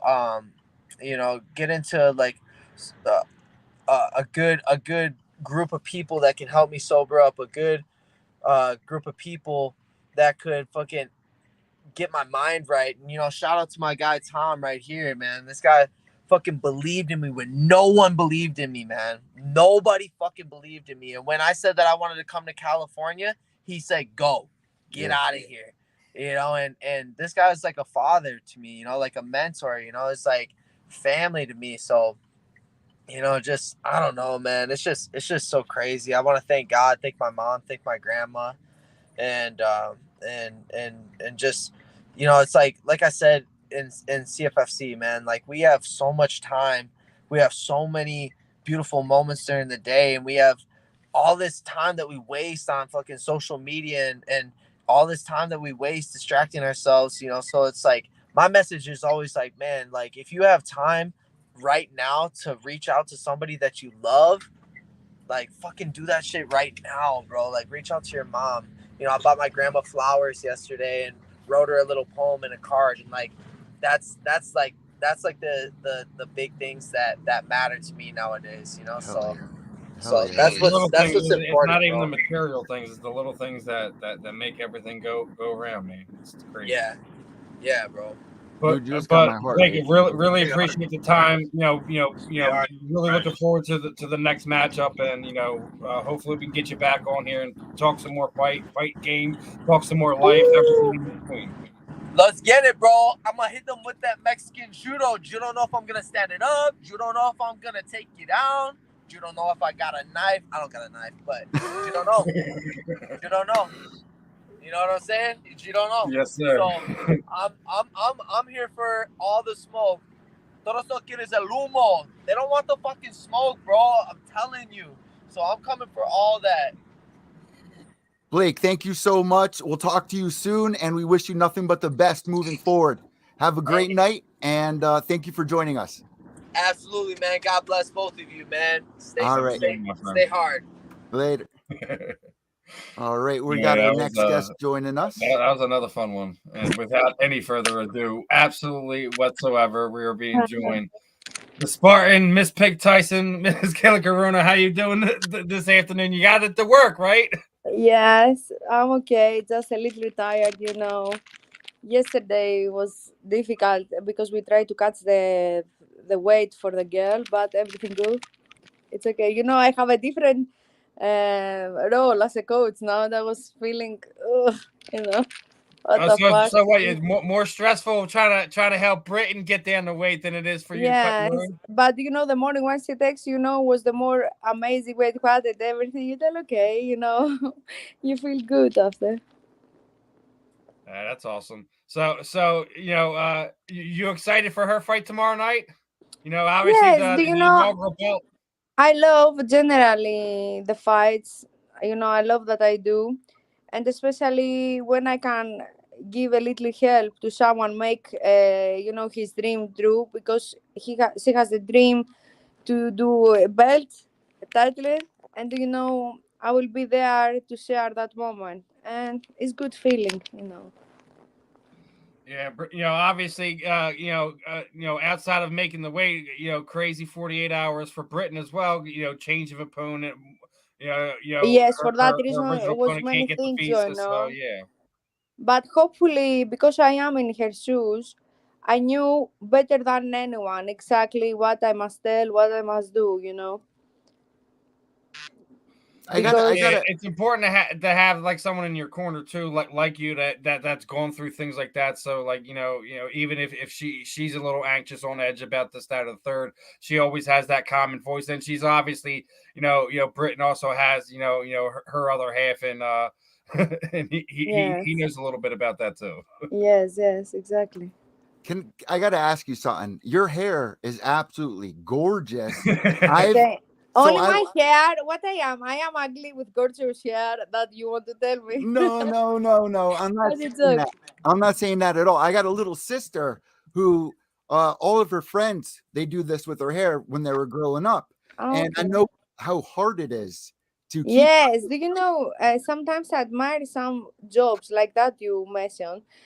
They think our job as a fighter is because we punch or we get punched is difficult. But if you give me a million to do that little brands and they have a patient to do all that, then no way, no way. Oh, so you're saying, obviously, for girls with longer hair, when you're fighting, having it in braids is a little bit better for you. Yes, much better. Yes, because don't come in your face to distract you. Is that something that you experienced when you're? Yes. Up? One time I didn't do braids my hair. Was not good job. I did something like braids and I got the hair around, and I didn't get punched, but the hair got around and was bad for the chances. Was bad. Let me give you a situation, right? Okay. Say for instance you're a pound and a half overweight, and it's the last second, and they're going to cancel the fight. Would you cut your braids off to make weight? Yes, I have saved my hair before 2 years. I have very long hair, and I give for women with breast cancer. Oh, wow. I don't give a fuck to your answer. I am very professional. 12 years, don't miss weight. I think it's very That's what's up. unprofessional, disrespect. I do anything if I need to be naked or shave my hair or cut my nails. So I don't know what I do. Yes. I'll lose a finger before I cut a braid, right? No, I do everything. When you are fight, you are professional. I like my feminine. I am very lady outside, of the boxing stuff. But when I go into this or the fight or training camp, I am 100% athlete, professional. I'm a champion. And when you are a champion or professional athlete, the talk is cheap. The point is your actions speak louder. I know many, they tell I'm a champion, I'm professional, and they don't cut the weight or many other stuff. They don't come on time. Especially when you're a good athlete, I think I am. Of course, I have many things to give. You must be the example, if it's the right word, to the others. I cannot imagine myself, of course, never tell never in this life, but I am champion. I am inside and outside. I cannot imagine myself involved with the drugs. For example, I see finish the weight in, and many athletes, the first thing they want to go in the show to buy a weeds, for example, or that. I don't judge, of course, just let you know. Of maybe the weed never do. I relax sometimes with some beers, but and again, anyone has different tricks to relax. But I don't think it's the right when we represent one sport and we try to inspire little children, the new generation, to go in the sport, to give wrong meanings. And again, I tell you, if someone want to do weed or something, can go in his home to do, no to public that, no, like it's the right thing, to That's relax. so interesting. That's actually really interesting. I haven't thought about that with CBD being such a big thing and everybody talking about it not having it's different effects. the CBD, it's different the weed, it's different the cocaine, and I don't know what other stuff. But it's different. But you again, wouldn't give a child CBD, would you? Like, would you give a child CBD? No, right? Do you know I'm a Spartan? I have grown up with sacrifice, with the difficult conditions. We are always in the fight moon, in the war moon. We grown up like this. I fight before 1 week and look my hands. I don't have nothing. After 2 days, I go sparring. And all the surprise, why? Because for me, I have grown up to punch in the trees or anything without hands. The point is, if my dad, I tell pain my headache, for example, I want to take a paracetamol or something, tell me no, just walk, relax. They was against general to the medicals.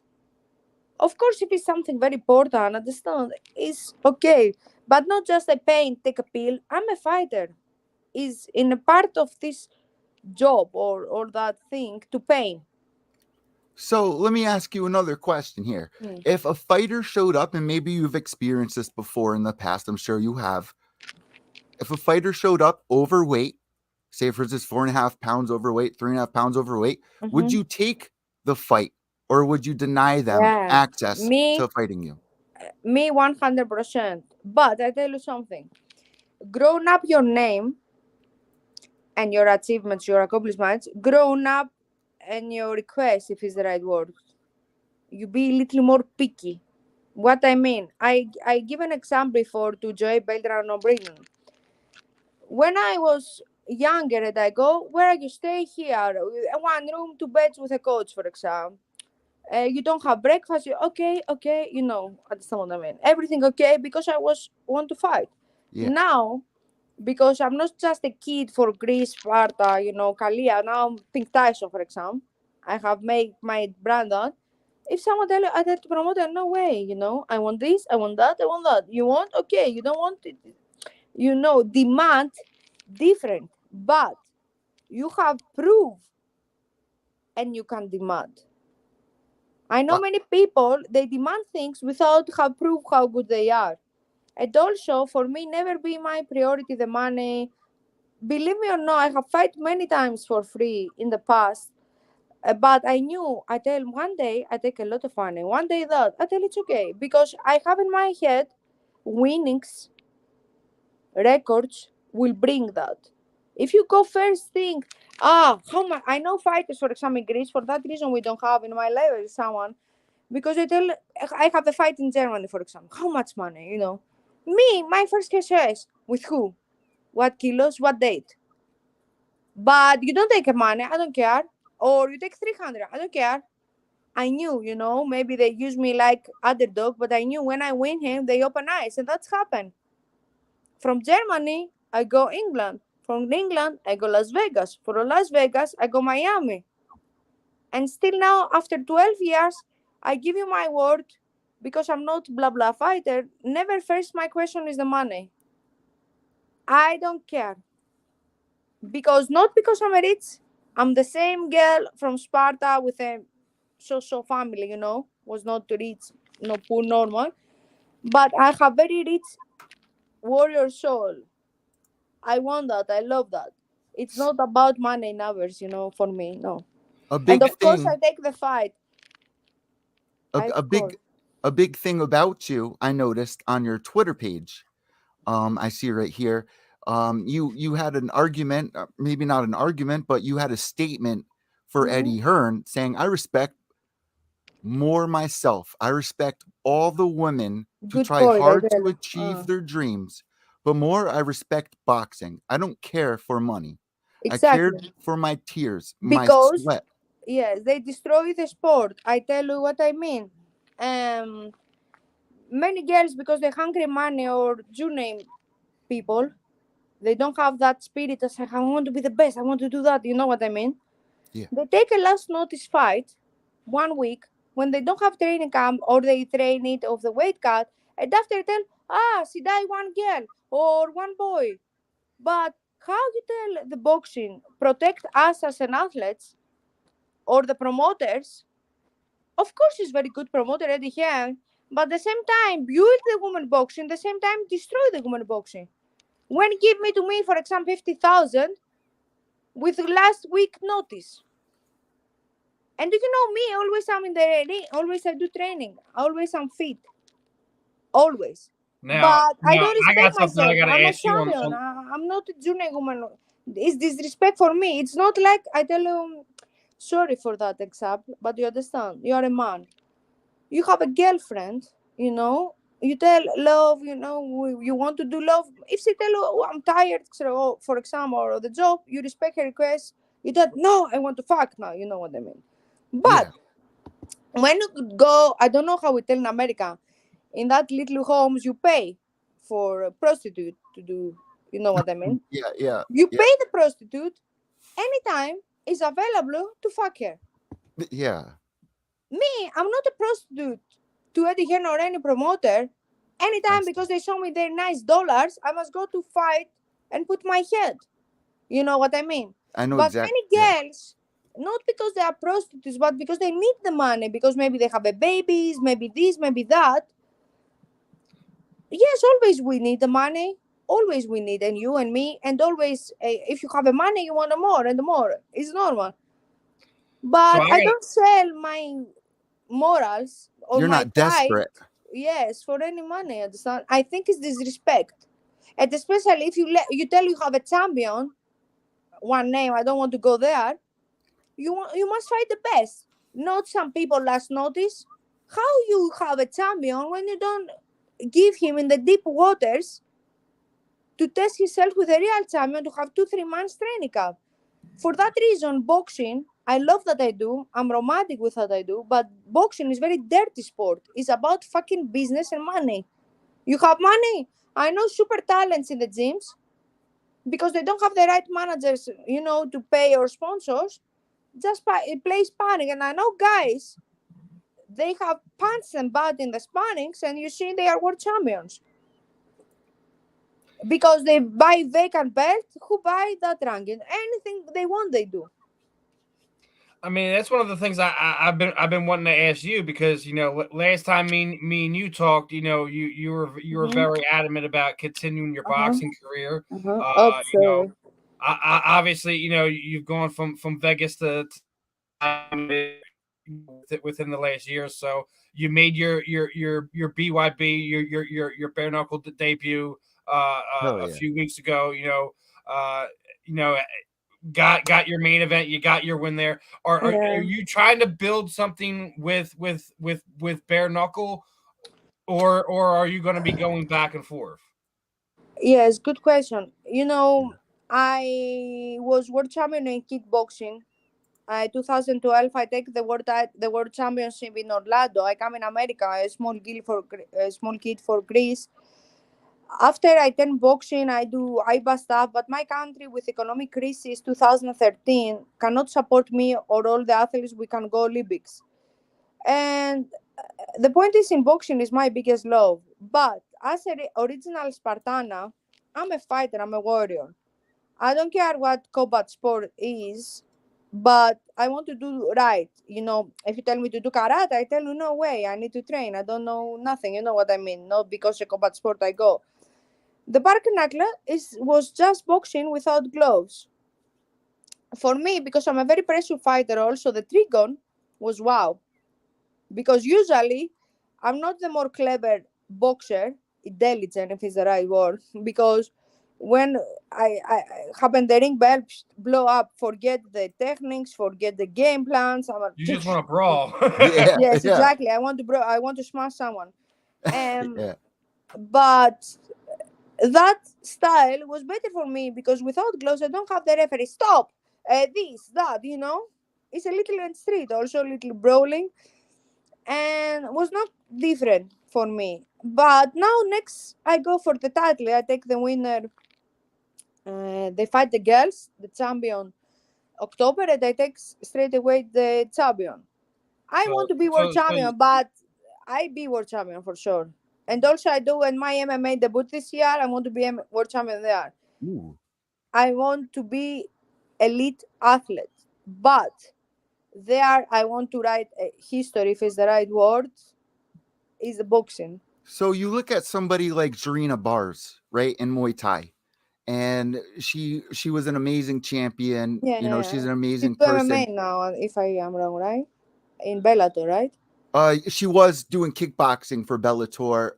She tried her hands in mixed martial arts, and she had a little. I think she did MMA. No, She tried mixed martial arts, and I believe she had some issues there. But then you look at Valentina Shevchenko, who did Muay Thai, and Antonina, and they went into MMA. Was like, who inspired you to want to branch out and be a complete athlete? Do you know? I grown up with all that sports.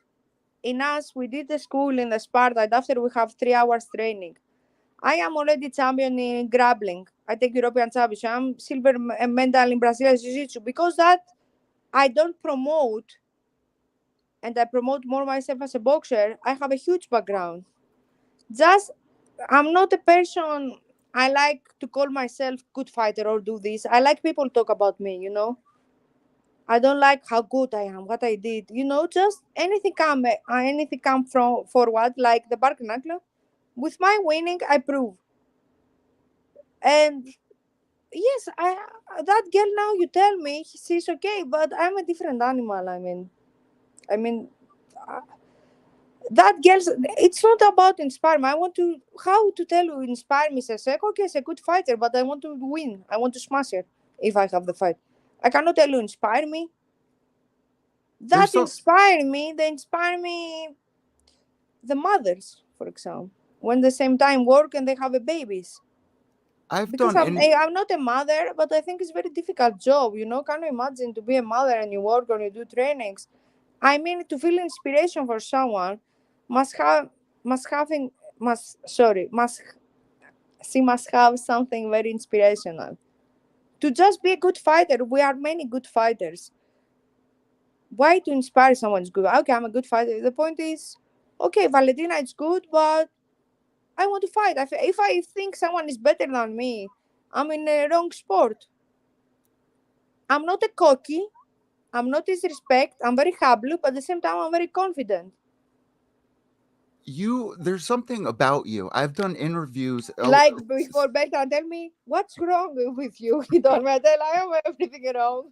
But same with Steve. Like we've done so many interviews, and I don't know if Steve's feeling the same vibrations I am That's inside. why it's why I love her, man. She's the genuine article, championship. Brother. Like I just want to listen to you. There's something very important, very special about you, and I feel like if this was 1,000 years ago, you would lead an army. There is something very important about you. Yeah. That and you know, many they think I have bipolar disorder. I have psychiatric. He tell me no, you are just fine. You have everything in balance. What I mean, I tell, because I can transform many people in the BIB. They have write comments and tell how happened that sweetheart. I like hug people, by the way. If I meet you and would you give me a window, I want to hug. I want to thank you. I want to show my respect. I go to hug cleaners. I was in the bathrooms and they clean. And as I tell in one interview after, we must give credits to all that people because I did my show, 10 minutes was the fight, 20. Some other guys. But back was many hours, the cameraman, was someone there to check us in the changing room if we have a water and sweat, the cleaners, many other people to make me sign that 5 rounds, yes, 10 minutes. You know what I mean? Yeah. It's not everything, trash talk and that, okay, but it's good to inspire people. I want to see me little girl say, I like be pink and she's polite, strong, confident, but I don't want to be bad role model. I don't want. So when people call you Pink Tyson, Yes, no one know my name, by the way. Yeah. If you call my coaches and tell, I talked with Kallia yesterday. With who? No, I give you my word. I tell you something to laugh. Was Coach Otis of Las Vegas, and we have in his home 5:30 in the morning, and he tell us when we are in the gate, has give us name. I go there in the security because Las Vegas, everything is like luxurious and that. I tell hi, Kallia Koirouni. Tell you are not in the list. I tell maybe Kalliopi Koirouni. This is my password, I call coach with open the speaker. I tell coach, it's not my name, but I give them. I tell, sorry lady, it's not Big Tyson there. I tell. Okay. I tell you, the 8 of 10 coaches, they don't know my name because it's a little complicated there. Yes, I give you my word. Britain, for example, Joy. My cheeks they call right me now. Pinky. They call me or Tyson, other people or Pink. Now that guys, they call me Pinky. I give you my word. Yes. Yes, because in Top Rank, I fight in Top Rank. Look now in SPN. I think, wow, the queen now in SPN. My never. And look now. Door outside of my changing room. Pink Tyson. Look now, wait. In the screenshot with the main card, they write my opponent, Carla Torres or Xavier Pink Tyson. I go everywhere. Never. And I asked the person, was one lady, I tell, sorry, tell me, it's so catching your name. Why we must put your real name? I tell, okay, fair point that. I like it. I my. But the truth is, I think no one cuts the name. The Pink Tyson is more, I don't know, it's catching, as I tell, I don't know. But really, and friends, I give you my word. I talked with one guy in Las Vegas, sparring partner. I tell him, Jeremiah, okay, Tyson, let's go Pink. Yeah. What a name to have, though. Pink Tyson. I mean, that's a statement all in itself. When you were growing up, like, what's your first memory of Mike Tyson? Did you watch Mike when you were coming up as a little girl, like we did? I watched many fights. We was watching the Bruce Lee. We watching the Jackie Chan. I grown up with home. If we don't train in fights, we work with the dad. They come on, we see Bruce Lee, Jackie Chan, Rambo. I grown up. Yes, I have 2 brothers. I grown up with that stuff.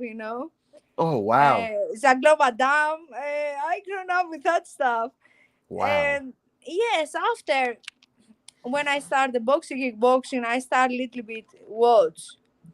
But the Big Tyson, I didn't put myself that name. My first manager, when I go in sparring in Germany, they tell me we come some people to test you because they see me in one AIBA tournament I fight, and he told me the manager, you are in the right sport, just the wrong style. I was amateur, and I fight with one Mongolia opponent. I lost that fight, but was like a man, really man. No knockdown, never in my life. And he comes, the manager tell me you are in the right sport and the wrong. I give you my card. I tell no, I'm not interested. I want to go Olympics 2013. Okay, keep the card. After my country has economic crisis, I cannot go Olympic. I contact him. He tell yes, you come here. You must pay your own flight. We pay the hotel, one little shed hotel, like a little hall. But okay. But you must sparring. The world champion was Carolina Stroiner, something like that. I go alone, and I was wear pink, as always is my thing, but not to, just I like pink. And I started sparring, and I crazy. And the coach said, the coach of the girl, it's a sparring. It's not a fight. I tell fuck you. I come to test for a professional boxer. What you tell me? I kick her ass. What you tell? Because she doesn't understand very good English. I tell fuck you. And after the manager. In the first round, he left, Mr. Reiner. And I was feeling embarrassment. Maybe he mad with me how I talk to swear and why I crazy, because I was not so technician fighter like now. I was brawling. Never get disqualified in my fight, but I was nearly there many times or disqualified in the past. And I go up. I tell Mr. Reiner, you didn't like. He tell me no. I see what I want to see. It's enough. But I tell you, she only 1 round and we do 7. Tell me, no problem. You come the evening, we sign a contract. And you know something? You remind me Tyson and all that pink stuff. You are Pink Tyson, you are Pink Tyson. And I tell, okay. Me, if I am honest with you, I was liking more Roberto Duran. Because Roberto Duran generally has my style. I'm switch hitter, southpaw orthodox. I'm close distance more, but look now, Mike Tyson. But you can't call yourself Pink Alberto Duran. Pink Tyson. No, but he named me either way. Just I tell you who was my favorite. Because Mike Tyson, he's extremely power and beast and all that, savage and all that. But he doesn't have something middle distance or long distance good boxing skills. Just he has a good hook. Boom. Was not something great in the technique skills. Understand what I mean? Was not many things. Yeah. Has 2 things. Perfection is that's it. Me, I have many things. He was fast, explosive, and he hit you with that left hook you couldn't do. Yes, you knew that. Me, I'm a boxer puncher. I can do long distance, middle distance. Yes, I am more Tyson. I like hooks and that. But I can do everything in my game. You know what I mean? But was very I have more than one tool in the tool belt. Yeah, but for sure I am bad. Like Tyson. Like when I go there, my coach transform my eyes. I'm like a shark. In my personal life, if you ever meet me, you see I'm very emotional. I'm very introvert. I'm very yes, thank you, Mr. D. I'm like this. They tell that girl is not normal, I get that a lot too. Yes, and just I love that I do. Kallia with Pink Tyson is different things, different people. I mean. How does your family feel about you fighting? I mean, is your mother? Yeah, they grown up like this. They don't worry. What about your brothers? My brothers, we grown up all like this, but no to do. They know box, they know beat in the street, they know everything because they are Spartans. But the one who's very good in wrestling, the other in football, yes, no one. Yes, my brother, they feel more peaceful because when I start that thing, I chill. Because before I was like a crazy. You look me fucking way. My dad passed away 15 years old also. I didn't have the right maturity to control all that stuff. My first coach, he make me good person. And if I'm good fighter, okay, we will see, I wasn't right. I mean, I have a bad tempers. Yes, and now my brothers, they feel very good because not for my accomplishments. Still now they tell me how you box that, why you do 5 rounds with her in baby. That girl was 1 round for your level. We are very transmetal and hard. We grown up like this. Don't give me little good, because that make me try more. But they feel very good because I have traveled all the world and I keep my morals and my dignity. And also I am out of troubles. Now my manager, the coaches, because we fill the green card, like the BIB one happened, and I start crazy without Erin Tafel. I don't know if you see the something. I take the microphone and I be crazy with one woman there. And the manager called the coaches, please take it, don't leave it alone. And I have the bodyguards around me because I look cute, but if I smash your face, and because now we fill the green card, it's not good, to go police or something. Yeah. And almost the bodyguard, yeah. Oh man. Okay, who is? I gotta ask you something. Yeah. Who is Jem Belcher? Who is Jamie Black? Jem Yeah, Belcher. sorry. That I was. Look, if you Google, very easy. It's a gypsy bark knuckle fighter, and it's the one movie I see. Prize fighting in Amazon. I see that 2 weeks before my fight, and I get inspirational for that. Was a real thug guy, and I like it that. April And 1781 to 1811, English bare yeah, knuckle prize fighter, champion of yeah, all England. I yeah. mean, where'd you say that? You found that on Amazon? Amazon Prime, I see the video and I tell, okay, that guy do me, because the fighters, as I tell you, grown up my name and my nerves, my stress be bigger. When I was little, oh, you want to fight Saturday? Oh, yeah, fuck, Now you have, because you have many fans or haters and they look how you fight, how you do, always the right. And also, now you have 10%, for example, to give to the manager, 10% to the coach. Now, I did my hobby job. I live for that. And that Yeah. make me more, you know, to be more responsible and more nervous. Before just I was a kid, starving, I want to win anyone. Now still I am that kid, but you have more responsibilities and to other people's, to your fans, to this, to that, because now it's a business also. And then I got the movie and I play with my demons, it's a new, and if I cut, oh no, I don't want to cut, Maybe I'm a single, I don't have boyfriend, but I want to find a boyfriend. If I cut, no one will know me. No one will like me, I have already big nose. You're like me. You're at the point in your life where it's like I can't be out there searching for somebody. I mean, like, where are you in your life right now when it's like my last relationship? All right, I'll open up a little bit. Mm-hmm. My last relationship, it was too much where it took away from what I loved, and it was too much of a distraction. And I found myself drifting further away from what my goal was, and it took away from me instead of adding towards what I want. And this generation, it's so easy to go and hook up with this one. No. Me, I'm a Spartan. I'm old school. So that's where I'm at now. They tell me, look, I tell you something like that. Coach Otis, because I'm very tomboy with my teammates, they tell me about the fucking girls, crazy. Look now, that Otis, I fight February, I won a good fight. Pink, he tell me, listen me very careful. I tell what, coach? Now you fight the dick.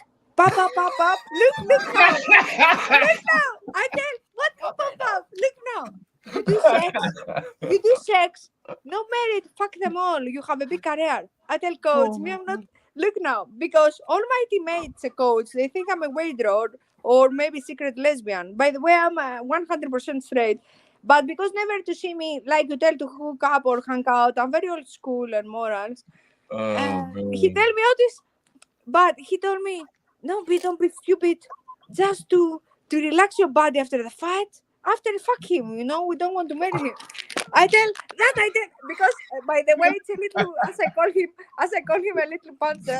Now you fight the dick. I tell yes, exactly. And he do me pop. And me, I was like, what the fuck? And I give you my word. And I tell, me, I feel red. I tell coach. And I be red. I tell coach, I'm a girl. I tell, you're not a girl. You're like my guys. You do that 1 week, relax after we start the training camp. You needed that. Yeah. Coach, I tell, I'm a Spartan. I'm not American girl. I'm not like this. I need to love. I'm not. Fuck the Spartan and the morals. We have a boxing, take that bitches out.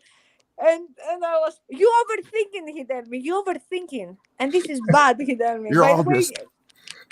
Yeah, tell an overthinker they're overthinking, because that's gonna get something accomplished. No, I've asked this to a couple of fighters, especially Mitch Raposo, who is just an ultimate fighter. Fighters who, for men at least, going into a fight, I think it would be better not to. yes, but sex. to the women it's the opposite, they tell. But like I tell, because you tell me you choose to be alone. I love so much that I do in my goals. I prefer to call me Widro. My teammates tell me, where are we Widro? You like, he tell me the woman, I tell, fuck off, because they don't see me with someone. But how they see me, when I train 3 times per day, and when I try in the past, for example, I got date with some doctor. He doesn't know shit about boxing, okay? And he tell me, no, I don't like that. I want to come to see you sparring. Look what. I tell him what I am, circus, or zoo, to come to enjoy me when I spar. This is my job, Yeah. And wow, you are mad. And then, you'll have to find someone who's in love with the game like you are, but not involved. But not a fighter. I don't like fighters. Yeah, They're exactly.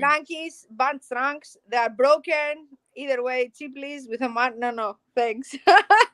It's got to be so hard though. It's very difficult, and especially when I change all the time. I was Las Vegas, now I'm New Miami. I'm struggling to do friends.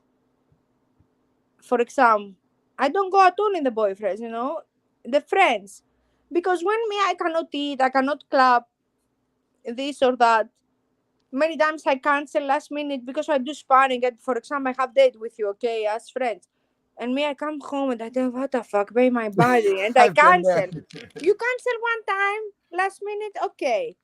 2, 3 times, no one after they want to hang out with you because they tell, okay, Pink Tyson maybe last minute, or understand what I mean. Or when I go with the girls, I tell her I'm a very feminine girl. But the same time I find I'm boring to talk for the boyfriends, for the fashion. Yeah. I prefer to go before the training with my teammates and I listen them for how do that, because I laugh, and they treat me like tomboy. More enjoy to drink a coffee in the gym than to go out with the ladies and paint my feet, and I must wear the high heels and I do my makeup. I like that stuff, but I cannot be all the time, I like in the Louis Vuitton. I like all the girl stuff. I like that. But you cannot be when you are non-stop fight. I fight Saturday and Monday I go in the gym and then to spar with Britain. They tell me, are you crazy? The coaches, no. And they're perfect. If I stay home alone, I play with my demons. You know what I mean? Yeah. I crazy because I'm in Miami. They think, oh wow, luxurious. The beach is 4 minutes of me, but because I have my issues, what I mean, because in Sparta we was very conservative community, and I have grown up with the boxes. I try now, to open a little bit my mind, because as a Pink Tyson, I have very confidence as a Kallia. So, to wear my bikini, to go on the beach, take a cocktail. I'm not like that. And now in Miami, they are very opposite people. I try to work on that. And when I come Miami, I see some girls or there train, they wear the tongue and they walk. Yeah. And me sometimes I look like this. I tell, if someone see me, they will think, or I'm lesbian or I'm real Widro, because I look at them the same way. Yes, but you're a man. It's normal to look. But me, I don't look with that. For me, I tell, oh, me, no way to understand what I mean. Because I grown up what the opinion of the others or what is wrong. We are not open mind. Unfortunately or hopefully, I don't grown up like this. For me, USA, it's not just different country, it's different planet. Yeah. I'm struggling, to find the friends. For example, my dad, when I was 15, 2005, my mom still, of course, the look what I tell, of course, for us, no merit on that. In my country, we don't accept step mummies, step daddies, 2-3 marriages, or die your husband, finish, no married again. You know what I mean? Yeah. I don't support that. If you have a stepmom or stuff, understand what I mean? I try to open my mind, but I cannot go in the other opposite. I grown up with that. If you tell me my mom find a boyfriend, I would kill her. I mean, I cannot imagine that. Me too. No. Me too, though. No, I cannot imagine. My grandma was asking me what I felt if she went out and found a boyfriend. I was like, Grandma? Like, what do you mean, Grandma? No, my brothers, because I'm more crazy than them. My brothers are a little cooler. They tell me, my brother, before 1 week, look now, before my fight, and after I swear at him and tell me how you talk like this girl. Look, mom, she tell me she wants to fix a Facebook. I tell, excuse me? Oh my God. They do me joke. Look now. I tell, what Facebook? Facebook, to see you, to see make friends. I tell, she fix my mother Facebook. Look now. And go guys to comment or put photos. I tell to my brother, I'm fucking crazy. I was in the weight cut. Fuck off, I tell. He started to laugh because I swear very nice, they tell me, many people. And me, I was, but if someone now listen me, they tell, you are judgmental. No, I tell how grown up.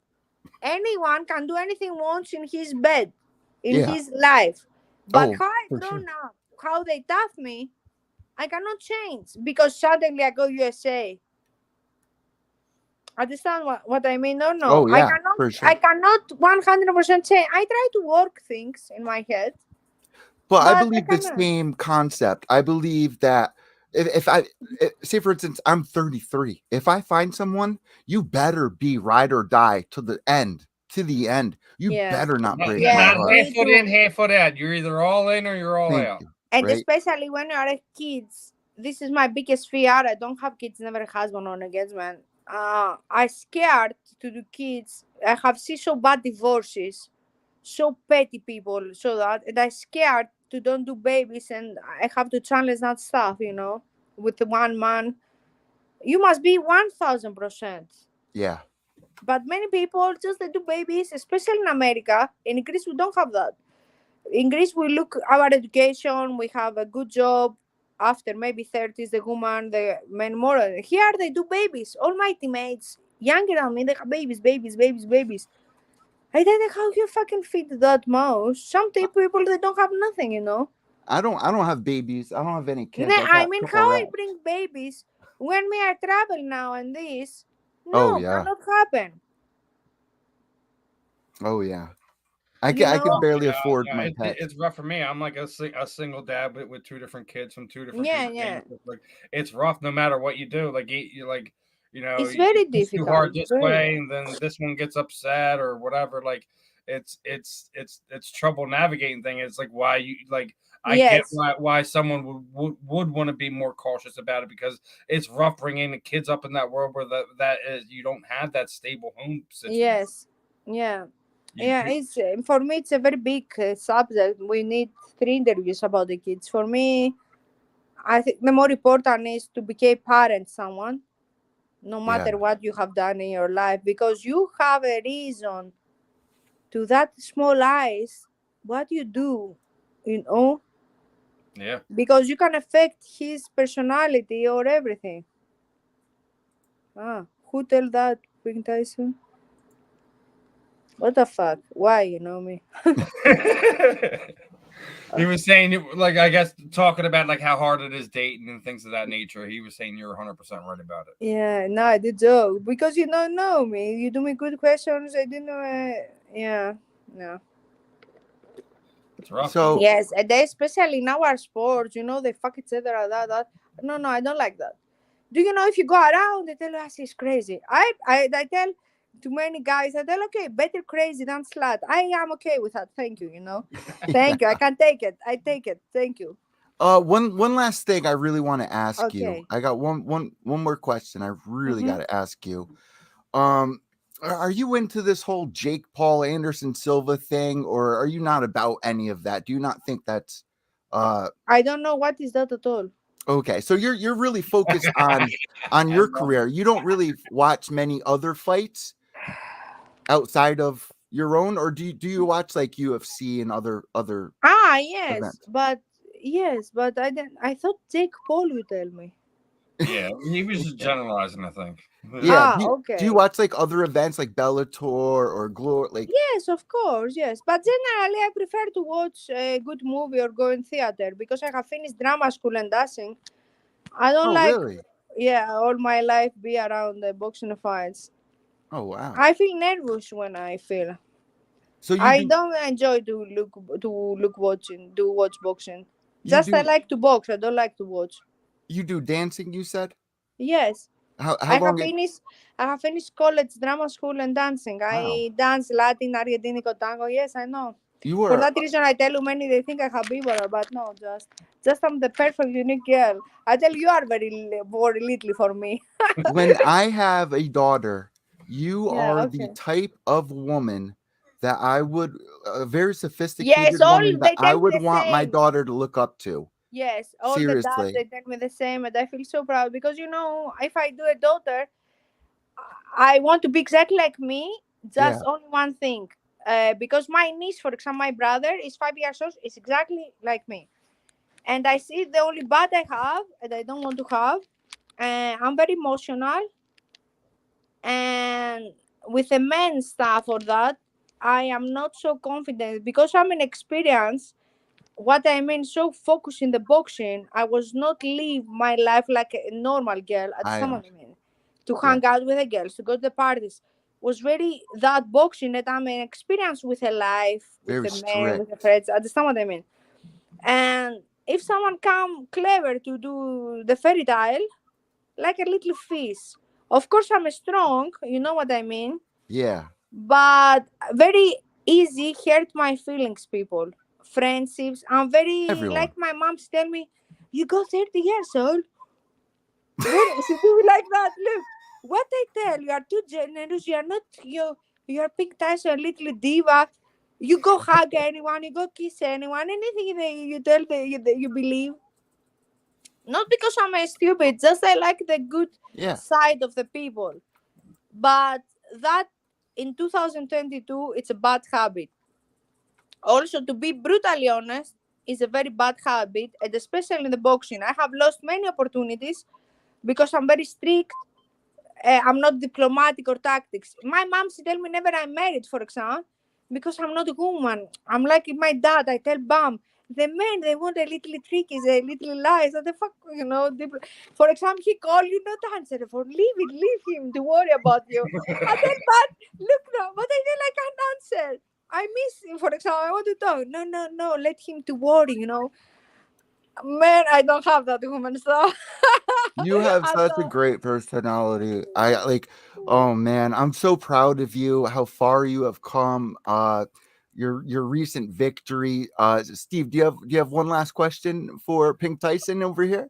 No, I think we touched on everything. Looking forward to seeing her get back into the triagon. I want to see her accomplish that next goal of the next championship. Yes. Do you know if happened that I have an offer, you would tell no way. I have a more mega fight you cannot imagine. Ooh. With who?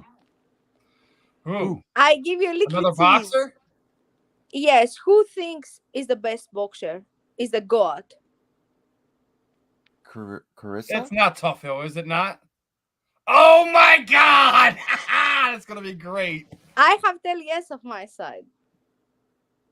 Is this official? I have official propose, yes, from MMA of the PFL, and I got 30 pounds up. I don't give a fuck. Wait. Also, you got an offer from PFL for what? Kayla? He told you don't follow us. No, the other. He told. But no, yeah, you the other name. Is a fight you're gonna be taking for BYB. He answered you. Carissa. Oh man, here we go. And when someone asks, why her? Someone, the manager, see that the one sees the Olympic medal, sees the god, okay? She called herself God.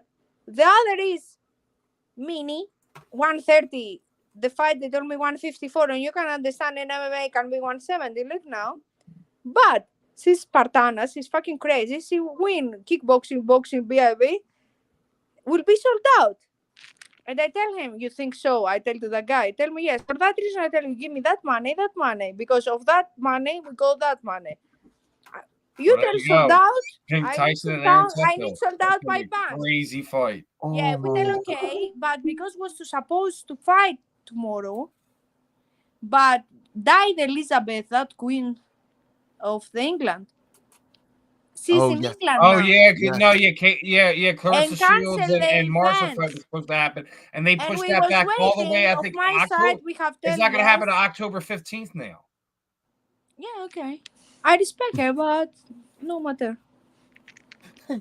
I tell yes. This is crazy. And they tell me you are fucking crazy. I tell yes. Joy and tell me Britain, because before 2 weeks I tell, do you know I'm interested. I want to fight here box, because we spar in Las Vegas in Hell Mayweather, and she going to eat her and tell that Pink Tyson is very tough. She write that.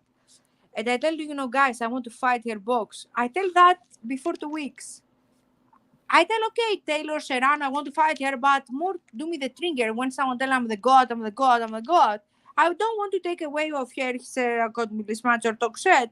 But if you are the God, let the people think that. Not call yourself God. You know what I mean? Oh.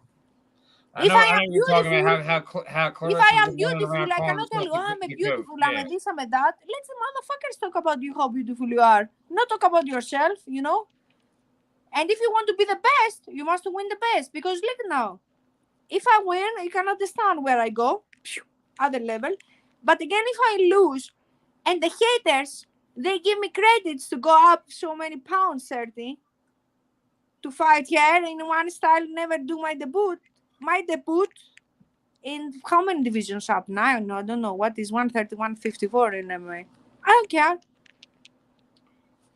I love how fearless you've always been. I can't wait to see. Because I love that I do it. I take serious. For someone, they tell us is small. They bring it to beats. I don't care. Better to think that. That motivates me more. I love it. What an announcement. I can't wait to see. What a way to end the show, man. Yeah, this is amazing. I wait that. I have it. And do you know, I go Las Vegas for training camp with David Cooper. He's a crazy, that guy. I see him and I like him. He's a crazy. I want a crazy someone. I want someone, to be crazy in that fight. Well, and appreciate the time. You know how we typically do. Thank you very much. And thank you so much. Thank you so much. What an amazing interview. That was an amazing interview. That really was. Thank you. Have a good night. All right, you have a good you know what we like to do at this point? If you have any shout outs, any sponsors, anything at all. No, I'm boring. They've been my t-shirts. It's enough. They don't take my time anymore. What? We wish you nothing but the best. Steve, she's awesome. Over with that, but also got quite a little announcement there at the end of there. I can't believe that, dude. I can't. Well, actually, I don't.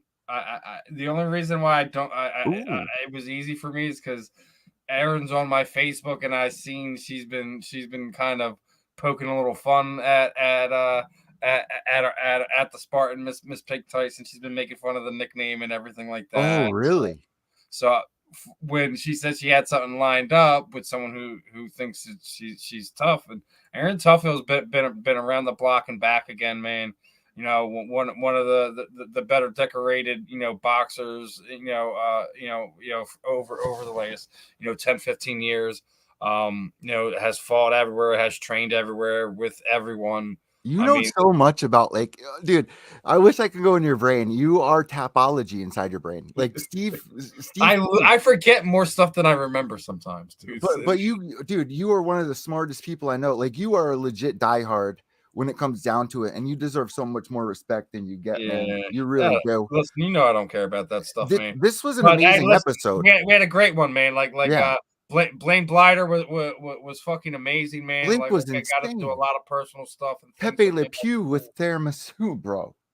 My name's Forrest. That was great, dude. Killis she's amazing, man. She literally lives and dies for combat sports. You know, obviously she's cornering Britton Hart, you know, Britton Beltran, however you want to have it now. Steve, imagine being around that energy all day, how intense that is. Yeah, man. Like I said, she's on a different level, and I wouldn't want to be she's in going up a couple weight classes to fight Erin. That's insane. And you know, I know, you know, she wants. She don't give a fuck. She wants to be one of the best, and man, like she has the desire and the will and the, you know, the discipline to be able to do that. Because like my rats, dude. My rats don't give a fuck either, dude. That was crazy. So it's gonna be interesting, you know, awesome that, you know, she kind of gave us a little insight. News right there. Yeah. Another thing I was loving, you know, Blaine's general reaction to the insanity that was the reshuffling of UFC to 279. When we told Blake about really that, he couldn't believe it. Down and talk any bare knuckle boxing, but you know, obviously, you know, we're going to be back next week. We already got a guest lined up for you for next week. You know, she's one of the few people to have actually beaten the queen of BKFC right now. You guys can take that for you one.